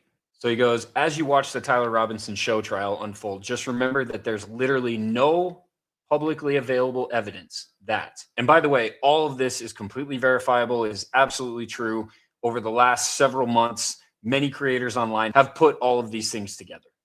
Puts Tyler walking up to the roof of the Losi Center, puts Tyler on the roof of the Losi Center, puts Tyler's gun on the roof of the Losi Center, puts the gun with Tyler on the roof of the Losi Center, puts the gun with Tyler anywhere on campus, proves Tyler's gun was fired by Tyler, proves Tyler's gun was fired from the roof of the Losi Center by anyone, proves Tyler's gun was even fired at all, proves any gun was fired at all from the alleged perch in the Losi Center roof, proves the metal fragments found in Charlie came from a 30-06 round fired from Tyler's gun, proves the metal fragments match the other unfired rounds found with Tyler's gun. Tyler wrote the alleged confession note that Lance Twiggs allegedly found. The note allegedly found by Twiggs even exists outside of a photograph. There is, however, voluminous publicly available evidence that Tyler was in custody well before the alleged Discord confession message was sent, was in custody long before a press conference the evening of September 11th, where law enforcement said the suspect was still at large, was in custody hours before the alleged 33 hours announced by Kash Patel, Dan Bongina, Utah Governor Spencer Cox, and Washington County Sheriff Nate Brooksby. Sure seems like all this is an absolute sham, and they're definitely not telling us the truth about it. But you stop that, because if you believe that, you're just a conspiracy theorist. Yeah. So again, none of it makes sense. None of it adds up. None of it makes sense. And I'm going to show you right here where today at the at the pretrial, or not today, yesterday, today's Saturday. So Friday, I'm so used to doing a Friday night show. The Friday show trial basically is what it was. They said all these influencers, I guess we'll call them, Poso and Benny Johnson and all these dudes, they said that they seen verifiable evidence that that Charlie Kirk was shot by Tyler Robinson, taking the shot from a 30-06 from the Losi Center, all this stuff, right? It was all a lie. A couple days ago, the attorneys were talking to the judge, and the judge asked if there was any evidence of Tyler Robinson shooting Charlie Kirk. And he said no. Check it out. Ms. Carter, one of the items you were asked to look at was, as described in your report, one bullet jacket fragment and Oh, this 4 isn't it. lead fragments, correct? Yes. Were This you is the informed at breakdown some of the- point that there was a discrepancy between bullet. what you were examining and what had been documented by the medical examiner in terms of the number of bullet fragments?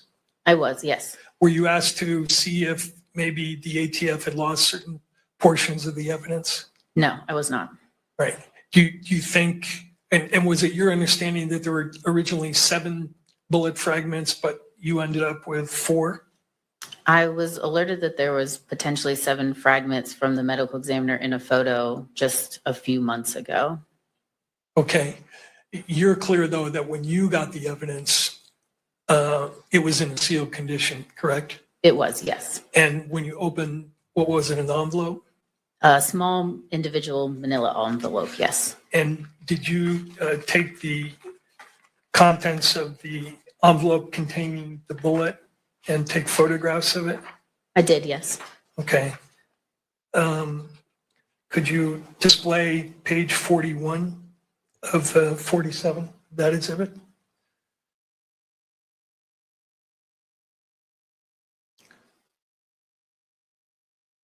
I'm sorry, page 14.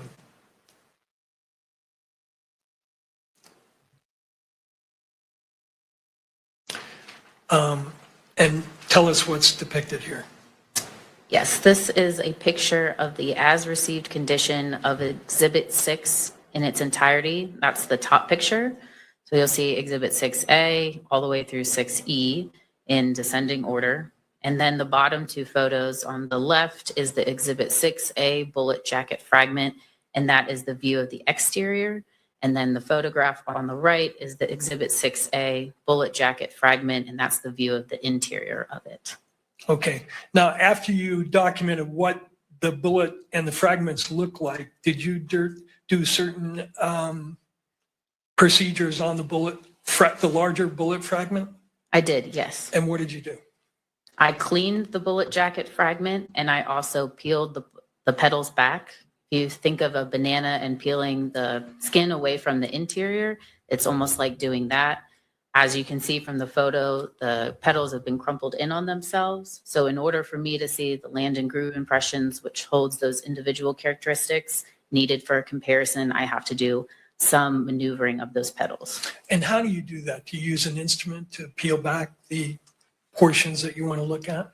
I use pliers. Okay.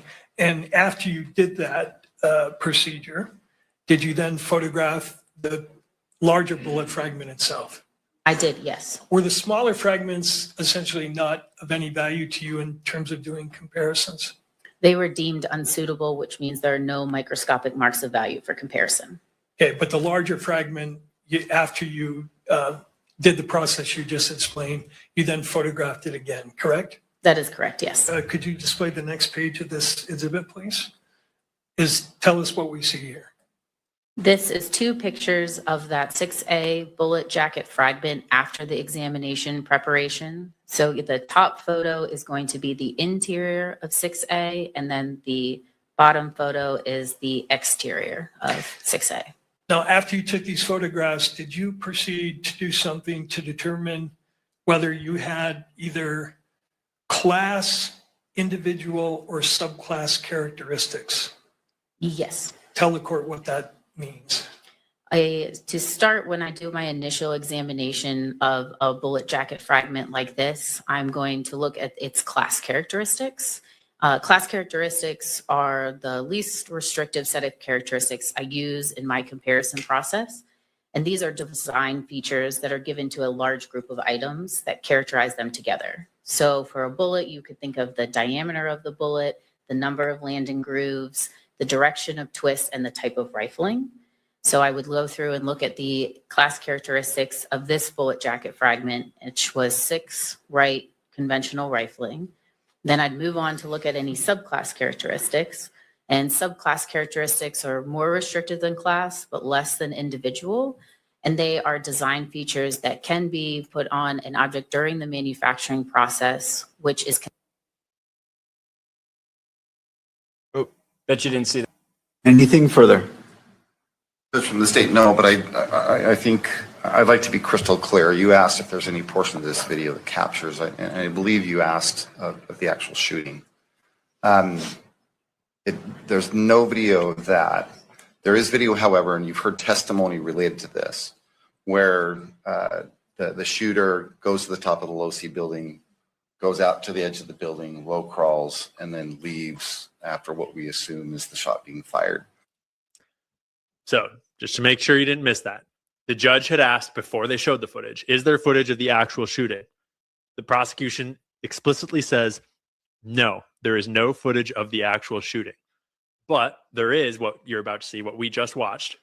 There is footage of him getting onto the roof, going out, low crawling into position, and then getting up and running away. And we presume that the shot happened there in the middle.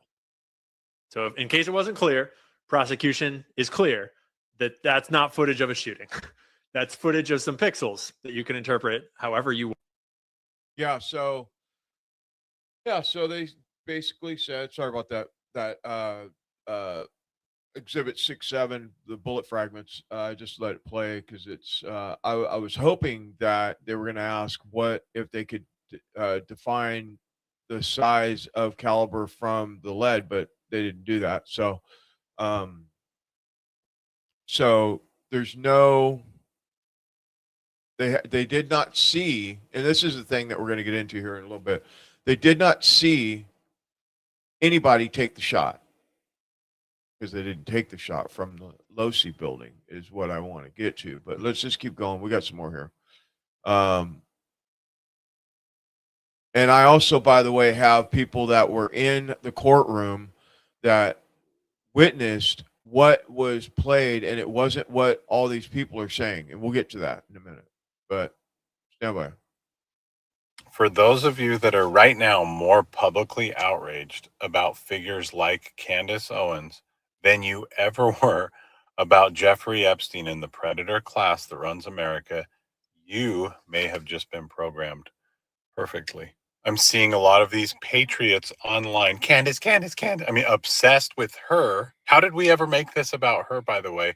They were silent about Jeffrey Epstein and baby-eating pedo ghouls. She's definitely the most evil person in the world, not the people that lied to get into office, pretending they were America first and then flipped the script on everyone.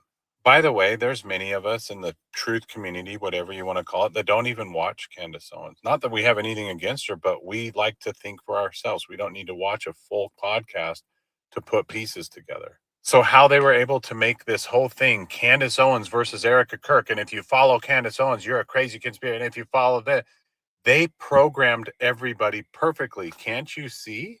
This has nothing to do with Candace Owens. But somehow we've now made this about personalities instead of the facts in the case. You want to talk evidence, because all this evidence is now coming out by the state. For example, and for starters, have you thought about a 30-06 round stopping in soft tissue because of Superman necks? Have you thought about that? Have you even thought about the wild text messages that allegedly came from Tyler to this Lance Twiggs figure whose DNA is all over the things that they're talking about that Tyler's is supposed to be? Have you thought about it? What about the fact we don't get to see Lance Twiggs' testimonial now? 2 full video interviews we don't get to see. Have you, in your mind, addressed the crime scene that was ripped up 10 inches of soil? What about the black shards of glass that were in Charlie Kirk's SUV that seem to match this little microphone that everybody keeps talking about? What about the photos that allegedly came out of Charlie Kirk's chest where there's burn marks on his chest? Why aren't we seeing that in court? What about the person they claim is Tyler limping on 2 different legs at 2 different times? And again, we're able to track Mr. Robinson when he leaves this parking structure. Yes, we were able to. So does that not bother you? What about regular citizens going and proving there might be a big concern with the height of whoever this figure might be? What about 3 other people being caught on rooftops at time of the shooting? Have we addressed that? Why don't we ever get to see his face in any of these videos?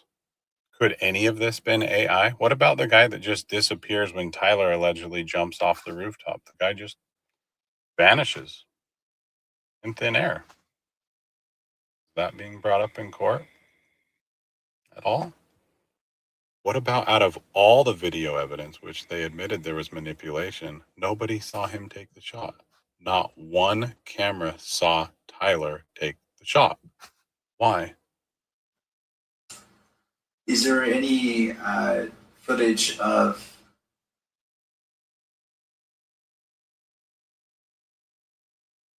the alleged shooting? There is not, Judge. Just want to clarify that. So here's the deal. The kid's gonna fry. The case was over before it began. But for those of you that are critical thinkers and don't need a government to tell you what to think and to feel, you might be on the right side of history yet again. And I'll say this one more time for those of you more publicly outraged with figures like Candace Owens and Tucker Carlson than you ever were about Jeffrey Epstein and the pedo baby eating class of ghouls that run America, you have been programmed. Eric Matsu, Moutso on X. That's that guy. He does a lot of these video over breakdowns of different things like that. Give him a follow. He does great work. And he's right. If you believe the narrative, you're probably programmed. You're probably been programmed, and it's been over your whole life. And I was definitely a what do you call it? I was one of them, right? Never voted. I didn't care about politics. I didn't want to know nothing about it. And then my brother-in-law was like, "Hey, man, you need to look at this." And so I made a commitment to 1 month. And so I started watching politics for 1 month. And once you see it, you can't unsee it. This whole system's corrupt. Everything about it. And everything they're telling us is a bunch of lies. Now, I'm going to show you this. I'm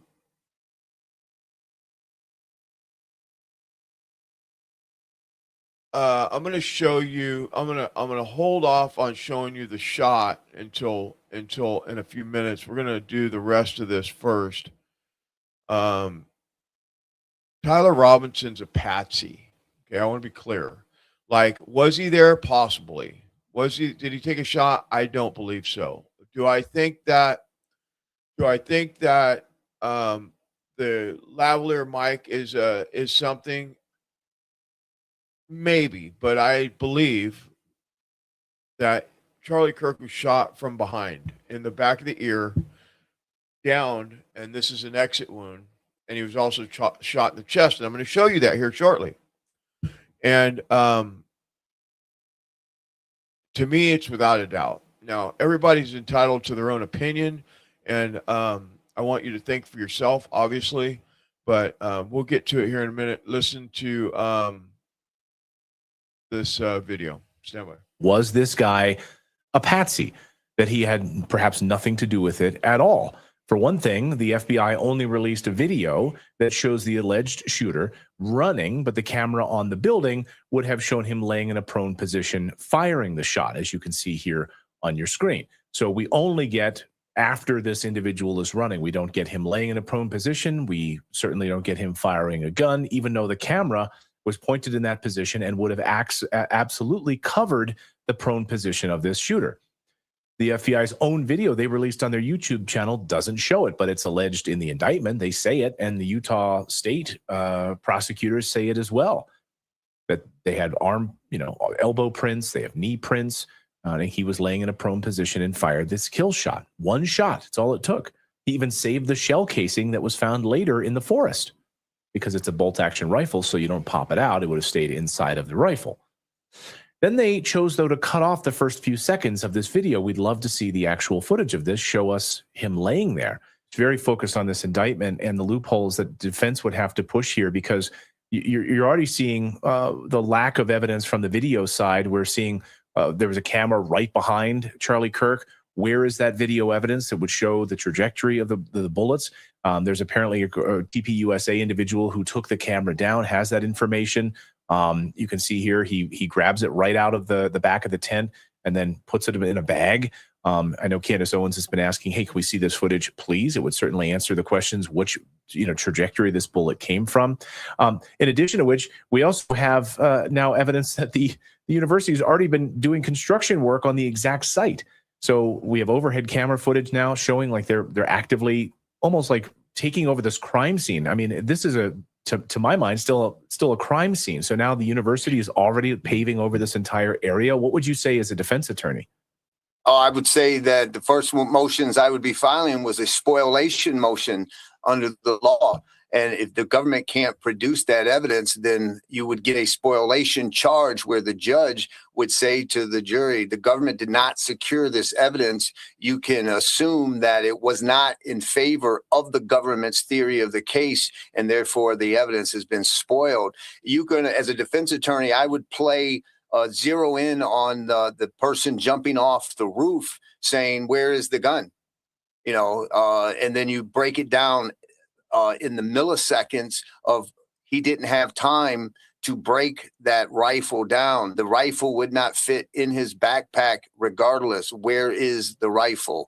And, that's one big issue where then you start getting a chalkboard and saying reasonable doubt number one, reasonable doubt number two, and you just list out all this evidence piecemeal. Now, I have one more question about how the FBI is kind of peeing in the pool here, because they're showing up for media appearances, which continues to change the narrative. Kash Patel even saying he was there to begin with is getting in the way of investigators. What does that hand a defense in terms of what they're saying? I mean, we all know any kind of litigation, you need to be quiet to make your best case. Absolutely. And the fact that Kash Patel tweeted out immediately that they had the suspect when in fact they didn't. They had that George Zinn fella, the elderly guy, acting as a decoy. You can make a big mountain of evidence just out of that. And then you start getting into other theories of alternate explanations that caused Charlie death, a rush to judgment. Listen, this isn't a slam dunk. And listen, Charlie Kirk deserves justice. Anyone who was in there deserves justice, be brought to justice, I should say, that was involved in this assassination. But, Kash Patel, quite frankly, objectively, is getting in his own way. Yep, I agree with that. I agree with that one for sure. So all the MAGA influencers are doing this. They're doing the media run right now. And I'm going to play a couple of these, and I'm going to play eyewitness of what was seen in the courtroom for you so that you can see the truth. Okay.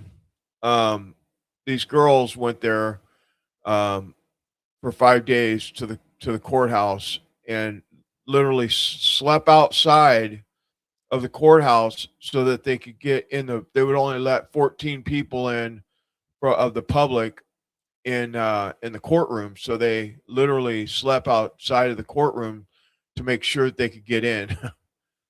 Pretty ballsy to do such a thing. But let me just show you a couple of these interviewers. Let's see how long. What is this one? Let's see. Now, when I listen to people like this, I have a hard time with it, but I just want to show you what they're saying so that you, like, if somebody told you that a 30-06 killed somebody in the neck and it stopped and it didn't go all the way through, hopefully you would say something like that's impossible. 30-06 going through a neck would blow the head off the shoulders. It just would. That's just how that works. There's no way around it. And when I hear these people saying this stuff, I'm like, you're a Green Beret, or you're a Navy SEAL, or you're a what? You have what experience and you're saying this stuff? How much are they paying you? That's what I think. Okay, anyway. got a couple of these, so stand by. That is why today I am accompanied with Matthew Tardio. Hello. And Matt is a expert, or what would you call yourself? I think it's fair to say I'm an explosives expert and ballistics expert. Okay. Yeah, I was a Special Forces Engineer Sergeant, which specializes in military demolitions, also homemade explosives, particularly improvised explosive devices as well. And then as far as ballistics go, I was a Special Forces sniper, and I've trained law enforcement snipers as well. So we're going to be going over the many different conspiracies, and Matt is going to be giving his analysis on them. So the main conspiracy is that Tyler Robinson wasn't the shooter. So right now, Candace Owens is asking how tall is Tyler Robinson? Which is right up her lane. Candace Owens is a height expert. Everybody knows that. I don't really get what the point is about the height. The point about the height is anything that Candace can find that can somehow demonstrate that Tyler Robinson couldn't have possibly been the shooter, because she has been stating unequivocally that he was not even there that day. That is the big problem with Candace, is she stated numerous times he was there that day. And then today during the court trial, it came out, 4 different times he was on the campus. So you're spot on. So here's some clips, a compilation of her stating that he wasn't there. In fact, according to my source, Tyler has never even stepped foot on UVU campus. I mean, who is Tyler Robinson? What the was he doing there? I don't Do you think Tyler Robinson was there.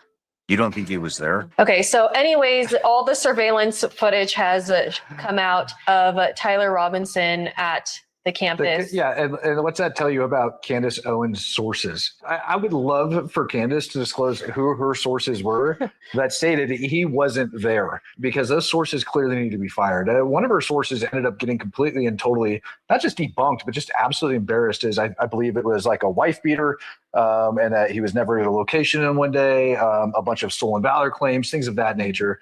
So it's not looking good for Candace Owens' sources up to this point.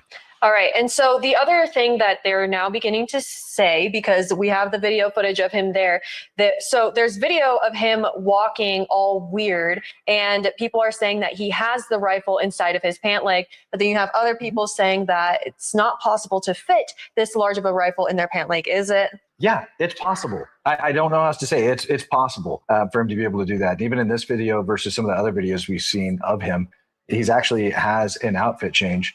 And that's one, you have the guy that's trying to act like he is not, carrying a rifle in his leg. And so he's going to be attempting to bend it as little bit as possible, everything else. But it's very clear that he has a very stiff leg, particularly the one of him coming up the stairs. This one right here. This one's really obvious.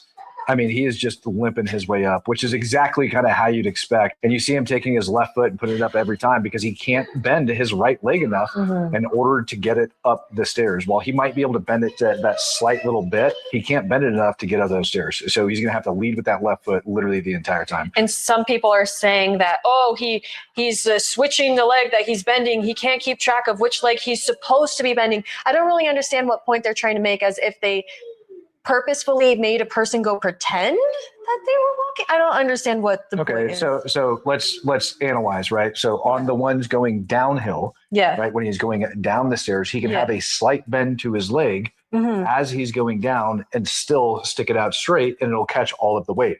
Versus going up, he can't bend his leg that far in order to make that 90-degree angle, but going down, it's completely and totally different. Okay. Does that kind of make sense? Yeah. Like his leg can remain generally straight going down, and still with that slight bend that you see. So it is continuity between those two different going down versus going up. I see. And also the rifle could be somewhat in his torso area. Right. It's going to be up towards his torso, but then you're also going to have, the muzzle. You're going to have that muzzle also dipping down below his knee. Got it. All right. So Candace says that is beyond parody. I guess she doesn't believe that he could fit the rifle, perhaps. Candace is beyond parody. And so this post says that we have video of him arriving, walking with the rifle in his pant leg, going to the shooting location, pulling the rifle out, aiming and shooting, lowering himself and jumping off the roof, and Tyler running away. And Candace Owens will still claim that he didn't do that. Fun fact, Joe's also a buddy of mine, and it happens to be another Green Beret. So amazing that we see continuity throughout the community of experts that happen to know what they're talking about in these things.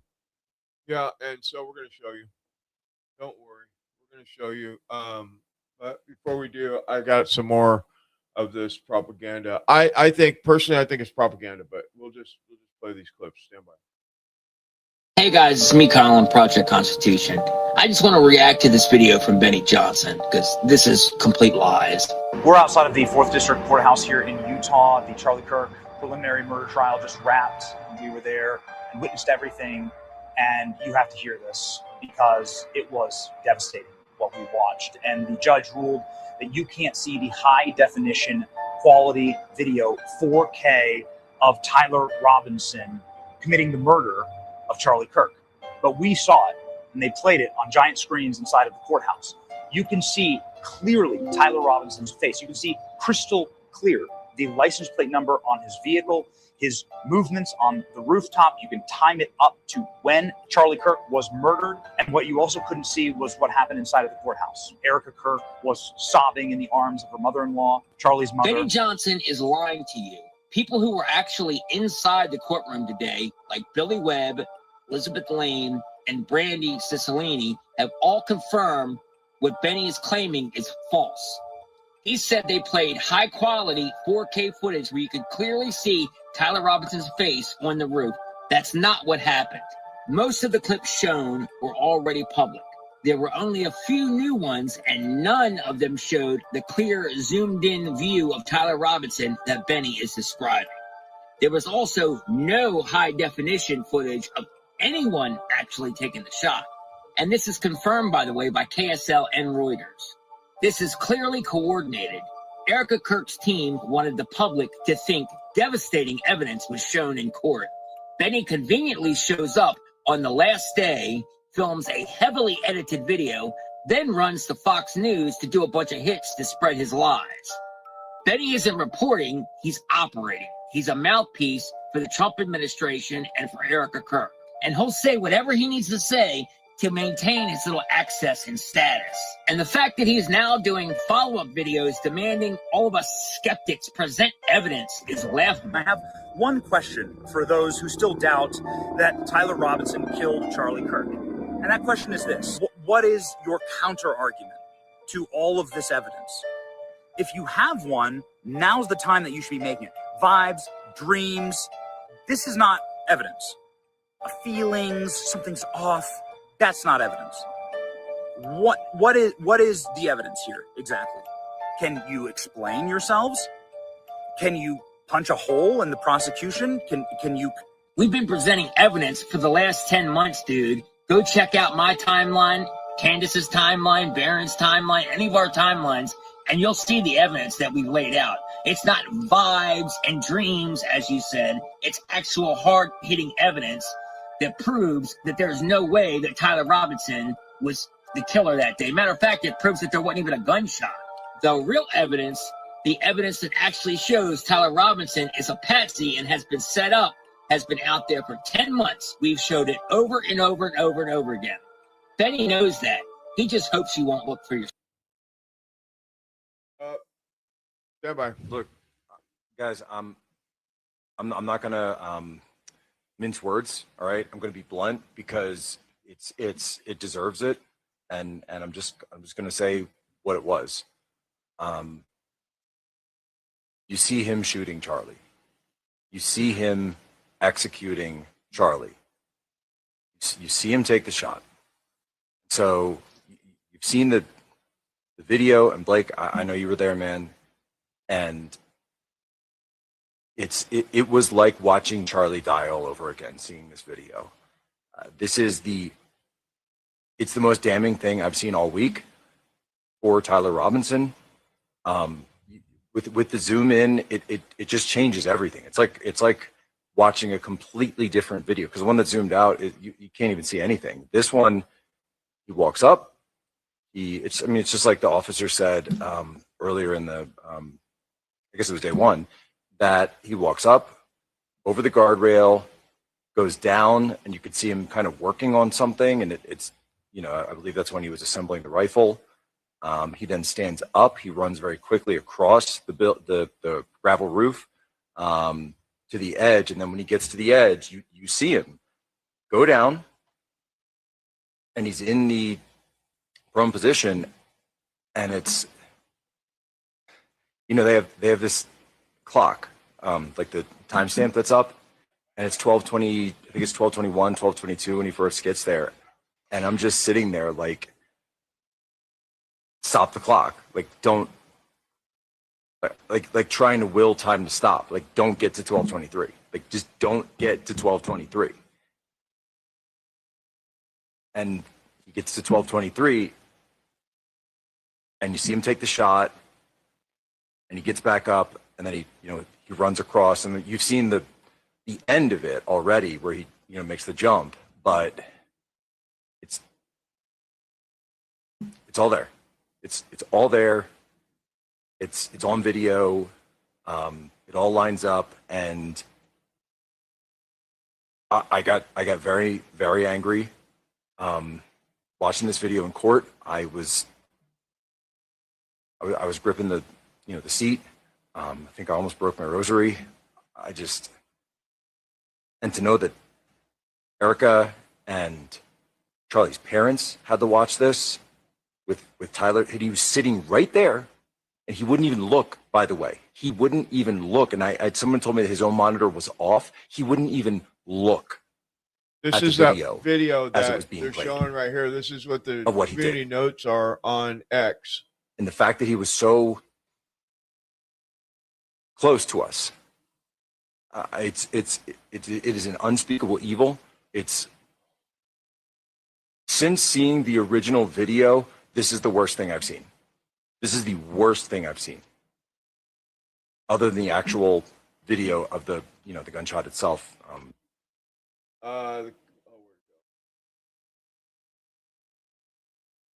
It says there's no footage of the shot being fired, only statements that the shooter was in a sniper position, then ran away. That is community notes from Reuters. Reuters covered it, and they said that there was no way that they're just lying. They're lying to you. And I'm going to show you what, let me show you this. Now, this is from Brandy that was in the courtroom today with Elizabeth Lane and others. Billy Webb was there also. And they're on a podcast. I just cut enough of it out to where you can hear what they had to say about this lie that the, I don't know if you want to call them right-wing MAGA media, whatever you want to call them. You know what I mean? I don't know what you want to call them. I don't know if they're getting paid to do this or what, but stand by. I'm not watching that whole interview that he did for 20 to 30 minutes. Yeah, just read what he said. 10 months ago today is something he tweeted, which I'm the one that told him that, that it was exactly 10 months, but something he quoted Benny Johnson's tweet, which was absolutely ridiculous, and said, "It was the worst thing I have seen since 9/10." Oh my gosh. Yes. It was I'm sorry. It was so drama. Oh my God. Like, okay, Billy, did you feel this way? Because I was sitting in the courtroom, we were watching the video, and I was kind of just like, what is the point of this? I was just like, there's nothing like crazy in this video. There's nothing new, like really. Like I just, the fact that Benny Johnson was like, people gasped. Yeah. And I was like, no one gasped at all. People were like falling asleep because they kept talking about like. Go ahead, sorry. No, I just say, like, for the longest time, they were talking about how, oh, you showed the letter and like that's not allowed. So now we're not showing any more exhibits because you guys messed up and you showed the letter. And then it went into the DNA conversation for a while. And like, oh, there was multiple DNA on the gun. And we're like, oh, that's interesting. Then at the very end, they show this video and I'm sitting there staring at the screen and I'm like, what are we seeing that we haven't already saw? Yes, we did not see the footage of the car driving into the parking garage, which let's just break down what we saw. Car driving into the parking garage. Then the car disappears because it goes in parks, right? And it's like a security camera from a parking garage. Then you see a guy in a maroon shirt walking through the parking garage. Then you see a guy in a maroon shirt walking up the staircase. Then you literally see the same video that we've all seen. The video, it's the same camera angle of the guy jumping off the roof, which is allegedly Tyler Robinson. It's the same camera angle, you guys. all it does is pan over to the left and zooms in slightly, and you see a figure on the roof, but it does not zoom in 4K like Benny Johnson says. You cannot see Tyler Robinson's face. It could be anyone. It literally could be anyone. It does not zoom in well enough at all for you to be able to tell who it is. You can see someone crouching down. You cannot see anyone pulling a trigger. There is no sound. People are saying oh, there was sound. You could hear the gunshot. That is an absolute lie. No sound at all. So That is literally the angle. This is the video, or this is the photo that you posted on X, Brandy. And Yes. it was literally, so tiny man on the roof. It might have been slightly zoomed in like that. Exactly like that. It might have been slightly zoomed in, yeah, like that. But it's still a tiny little figure on a roof. It's like maybe the cars on the ground. I'm just so angry about this. So because let me they're just blatantly lying. let me say what he said. Okay, so he posted let's see. The judge told the media to turn off all cameras and allowed the full enhanced footage of the murder to play. Every moment of Tyler Robinson that day captured in full quality HD, zoomed in, some footage in 4K, tracking all his movements. So what the ladies are saying is it wasn't zoomed into Tyler's face. The entire video was spread and zoomed into. So we want you to get that straight. They didn't zoom into his face. They zoomed the entire video, which you all know. We all know what you do, what it looks like when you're doing that with video and with pictures. Okay, so and it's the same quality as we've seen, and it was enhanced and because it wasn't in its original state, the judge didn't want to see it. Now, the only difference from what the other videos that we've all seen already is that maybe the video started a little bit earlier in that sequence than what we've seen before. Okay, so he goes on to say, you can see crystal clear Tyler Robinson's face. No, you cannot. No, absolutely. That is a blatant lie. Here's the thing. Exactly. Yes. People are like, oh, they're very strategic with their words so that they don't have to lie. And like full quality HD, some 4K zoomed in. Okay, those things could all be true. I don't know how he would know whether some were 4K and some were HD. I have no clue how he was like, some were even 4K. I could tell with my eyeballs, which were sitting 25 feet away. They were security cameras. They're security cameras. From a distance. Yeah. From a I wanted to distance. tweet about that, but the one that is an absolute lie was Tyler Robinson's face, crystal clear. Oh my gosh, Lie. it could have been Lie. anyone on the rooftop. It could have been literally anyone. It was just a black figure. There was no zoomed in 4K footage of anyone's face in any video. Even him walking on the staircase, his head was down. You could not see anyone's face. It's a blatant lie, and it pisses me off. Could you see the gun?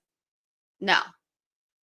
No. So no. yeah. I mean, it was far What enough did you away see? that you couldn't even see really you knew a man was there because you had just seen a tiny dot walking. And then How did you know it was a man?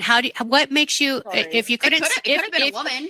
I don't know. Yeah, a figure. Okay. Am I screaming? Yeah, Sorry. yeah. I'm just really. no, I'm screaming in her ear. I'm just really heated about this. I'm going to be deaf after a week with Brandy, I swear to God. I'm a loud Okay, I'm going to ask you this question, and I'm asking for a specific reason. How did you know?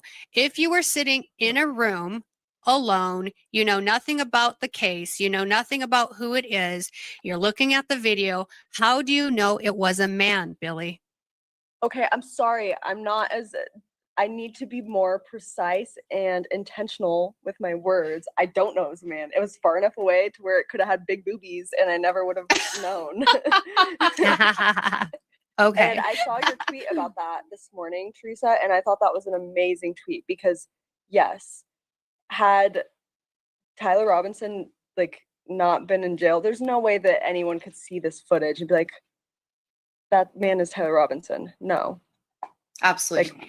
We're assuming that it's him. because of him being in the courtroom. Because like he he's did. the topic. Because he's the topic. So if I was sitting in there and they're like, today we're having court because Teresa Bruce did blah blah blah blah. Would you be able, if you had a picture of me and you watch the video, would you be able to pinpoint me or point me out in a lineup? I mean, If you had a the picture, and stairwell the same with the videos- same, yeah, the stairwell videos, right. I'd be like, So that's Yeah, that's that. So it sounds like the lies that they're telling are just exactly that. They're pushing propaganda. I don't know why. You would think that you'd want to know who killed Charlie and not just put it off on somebody that may or may not have done it, right? And again, this is an operation. So I'm going to show you this clip right now. It's a few extra minutes long, but just watch it till the end. It's this guy Ty Norman breaks it down very well about the shooting, and he's using, maybe I should play that clip first. You remember the clip that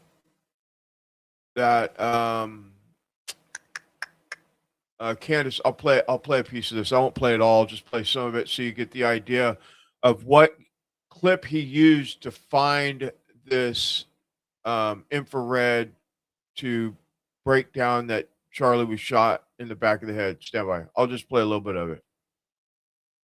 Get to this. And by the way, I think at some point they said they didn't have the footage. They have the footage. Okay. Terrell was at his office when he showed me this. And here we go. You can just play this. And if you guys are just on audio, you'll obviously need to come cut this on video because I can't really describe, obviously, the question is being asked. This moment right here, we had assumed initially that was his recorder or something. I can confirm, you'll see later, that it's whipping fast and it looks white when it whips fast, but that is in fact his necklace. That is his necklace. And I find that for some reason to be very strange that the necklace goes up first. Minute video that I put out last night.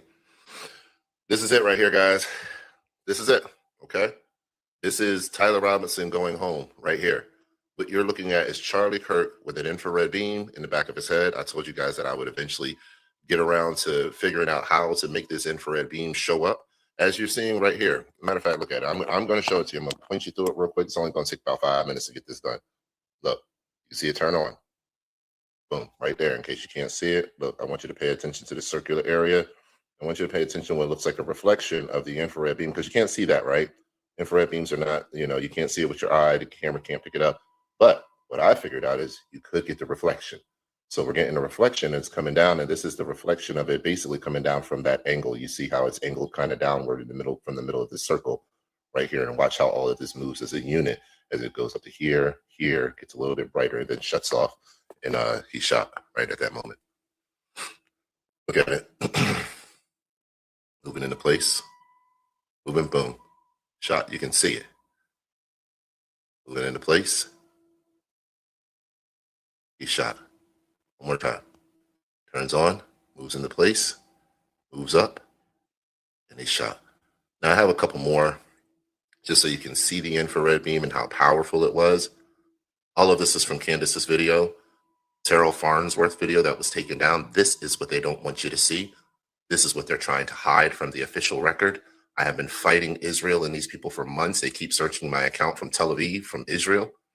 I keep going up against censorship. They know that I'm developing a platform, PenPub, decentralized, uncensored, and global, uncensored, and decentralized. That's what I call it. So they know that I'm doing all of these things and showing everyone these things. They don't want this to be entered into evidence. Terrell Farnsworth video, I already know they don't want this to be entered into evidence because of this, or they want certain redactions because of what I'm showing you right now. If the defense team gets a hold of this and they're able to do what I have done, okay, what I'm teaching you guys that you can do from your cell phone, do not let these people fool you. Don't let them fool you into thinking that we can't figure this out. Yes, we can. This is not JFK and MLK's time. Yeah, there was no cell phones back then. It was much easier for the elite to control what people were seeing and what was disseminated to them. They can't control it now. We all have cameras. There was a bunch of cameras that were there. There was a camera that we saw was right behind Charlie Kirk's head that they took the video footage down. They took the SD cards out and then handed over flash drives to the government after taking the SD cards out. Nonsense. So we have to take what we can get. Candace's video behind Charlie's head was extremely edited. Extremely edited. That's if you can't tell from the white blocks that were in the bottom, right-hand corner of that video. Extreme editing on it. I'm not saying Candace did it, but somebody edited that video. And if that's the video that was turned in for evidence, the one that was showing Candace, look at the white box in the bottom right-hand corner of that video. If that's the one, look, here's the white block right here. Now listen, this white block pops up here, but there's even one frame during that video that Candace shows that a huge white block pops up like right here and covers off a massive portion of the screen. I don't know if Candace put that there. I don't know if Terrell Farnsworth put that there. I don't know who put these blocks in the video that Candace showed, but they are there. So if this is the evidence that they're trying to turn in to get Tyler Robinson convicted, this is how flawed it is. And of course, they would want to get some of this stuff blocked out. Okay? If you're seeing this, you're the first person. You're one of the first people in the world to see this. This is the infrared beam reflection on the back of Charlie Kirk's head from the first shot. This was the first shot, okay? You can see it right there as they turn on the beam. Boom, right there from the bird of prey drone. This did not come from the tunnel. This is not a microphone explosion. Okay, microphones don't put beams on the back of their victims' heads and move the beam into place to take a shot. That's what you're seeing, all right? Boom. Do not use cognitive dissonance when you see this because you're so bought into the microphone theory that you think that it's right because the people that told you that are pretty powerful. It's not right. They got it wrong. They've had it wrong a long time with that microphone theory. For months and months and months, I've been debunking it. This is what the infrared beam looks like under negative lighting, okay? This is why we turn the lighting negative and play around with it a little bit so we can find exactly what the anomalies are. Look at the hole, okay? And this hole moves with the motion in Candace's video, so it's not like, it's painted there or photoshopped or AI, whatever you want to call it. No, this is real. This is something that's really there, guys and girls. I don't have to play around with you and do trickery. This is very real. Look. You see that? I mean, this is sad. Now, the second hole came from this guy. These two people in this picture agree with me. And that's why they're looking at him like this. Because they know. Okay? They know what they just heard. She was looking down at her cell phone and heard a pop right next to her ear. Is when she looks up, she looks directly at him. Okay? He used a pinfire palm pistol. A pinfire palm pistol. Okay? That's what he used. A pinfire palm pistol so that he could assassinate Charlie Kirk. This is underneath Charlie Kirk's shirt. This is the bruising in between his nipples, in the middle of his chest right there. You can see the blood from the bruising coming down. The bruising had already started. The pinfire actually, it's about the size of a BB. It's about 2 millimeters big.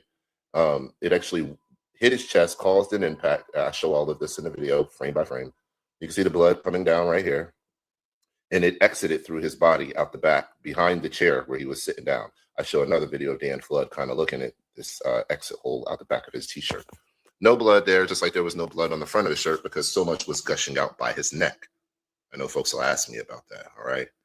And he's shown here, right here, dripping from the wound above and behind the right ear, okay? So there was a lot of blood, and they're holding his head right there.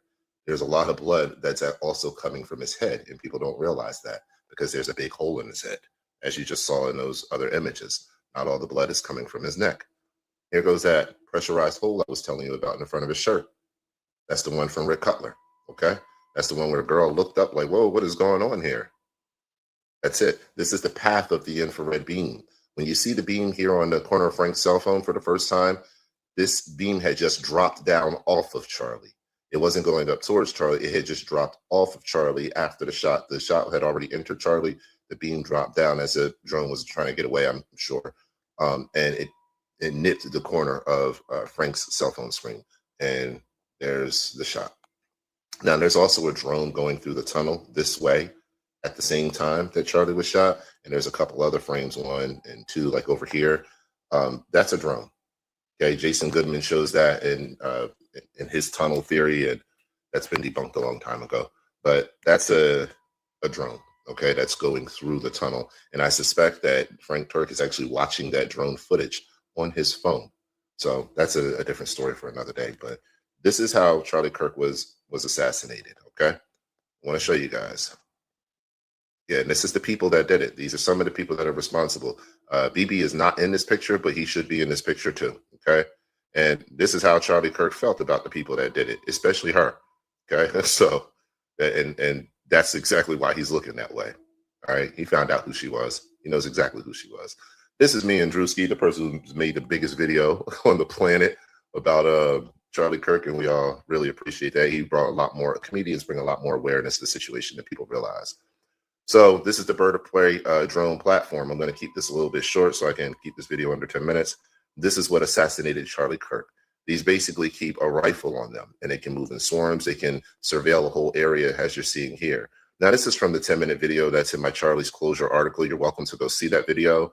I'm not going to really blow this up more than what it is, but these super fast drones can fly into position, take a shot, be gone in no time whatsoever, and be headed right back to the airplane that they came from. That's what we're looking at. This is a very heavy duty, high powered, very fast drone that is able to cause massive damage, right? And that's exactly what happened. That's how the C2 to C7 got broken in Charlie's neck. And that's exactly why he's no longer here. It's right there, guys and girls. He was clearly shot behind his head. All right. So a lot of people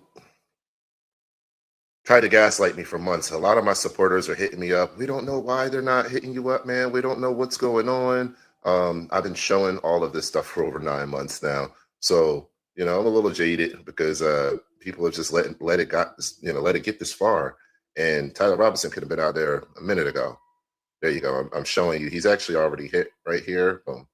So by the time you see it on the screen, he's actually already hit. So it's already hit. The infrared is dropping down and getting up out of there. So that's why it looks like that. But yeah, guys and girls, I want you to see it firsthand for yourself so you know, all right? Don't let nobody else tell you different. Stay alert, stay alive, and do me a favor. Tell somebody to tell somebody. All right, so a couple things about this. Now, and I've done extensive research with this guy's videos and other people's videos and all this stuff, and I have a theory. Now, it's just a theory, but if you remember, in the beginning of this whole investigation, Candace talked about the Egyptian planes. Now, in a couple weeks, I don't know, few shows back, I showed the Egyptian plane. We did a thing on the flight patterns of Egyptian planes.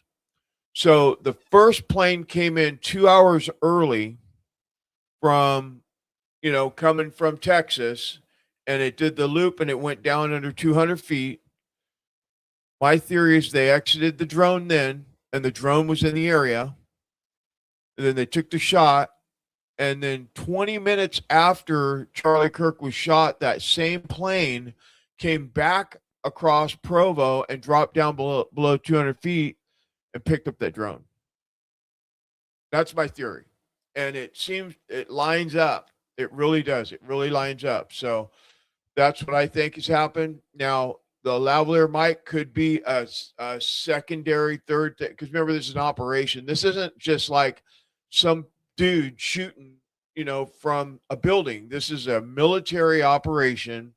And there's very possible that they had that lavalier mic too. Because remember, the next month after the Charlie Kirk assassination, the place that makes the explosives for the lavalier mic blew up and 16 people were killed in Tennessee that were the manufacturers of the mic, of that whatever that material was called that goes in the lavalier mic for these kind of operations, military operations, right?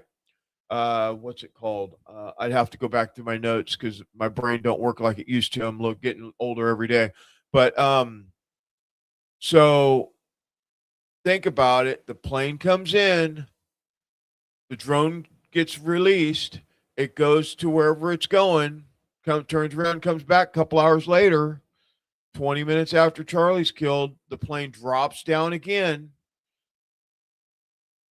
They get the drone. It's gone, right? And then remember, allegedly, remember this, the day that that chemical plant or that explosive plant, whatever it's called, in Tennessee blew up, Pete Hegseth dropped down to that site, didn't stop, but went and looked at that site when he was doing he was going somewhere, went down to that site because they tracked it on the plane, on the I can't think of what it's called right now, the thing that they track the planes with, right? All this stuff lines up really well, right? And they've been talking about the lavalier mic. They found all that stuff in the SUV. It's very possible that that was also, to make sure that nothing went off, or could be anything. It's a military operation. They shot him in the chest so that it would look like he got shot from the Losi building. So he got shot in the chest, right? This shot right here, that the blood is an exit wound. You ask anybody that's not paid for by Israel or whatever about that neck wound, they'll tell you it's an exit wound. Anybody that's got any common sense, anybody that's a hunter or a military operator, all that stuff, they'll tell you that's an exit wound. That's not an entry wound. There's no way in hell that's not an entry wound. So share this information everywhere, man. You just got to get this information out to everybody. People need to know the truth, and we're going to do more on this in the days to come. There's supposed to be a big video coming out that puts it all together. So all the different things, and I'm working on getting that information so I can show you. And I know the infrared's hard to see, but if you put it all together, it makes sense. It totally makes sense. And remember the cavitation, the low cavitation being shot here and coming out here, it causes your body to go like this. He's sitting in a chair, so he can't. That's why his neck swelled up. That's why it went like that, and he went down and then he went over. If you think about it, remember how it happened? That's from cavitation from being shot in the neck downward. So anyway, I hope this helps. We'll be back on Monday. Monday we're going to do a show on Monday, 8:00. We'll be back. I want to apologize for not being here last night. I had something going on, like I told you earlier. Please share this information everywhere. Like, comment, subscribe to the channel. Check out the description for our sponsors. Please support us if you can. Really do appreciate it. And we'll see you on Monday. God bless you all. Be safe out there. We're going to get into Iran war on Monday because it's really heating up. But I needed to get this out. I've been working on this. I had to get this done. And the Iran war is not good. And we're going to get into that on Monday. There's a lot going on with that right now. So we'll see you then. God bless you all. Have a good night. Thank you for being here.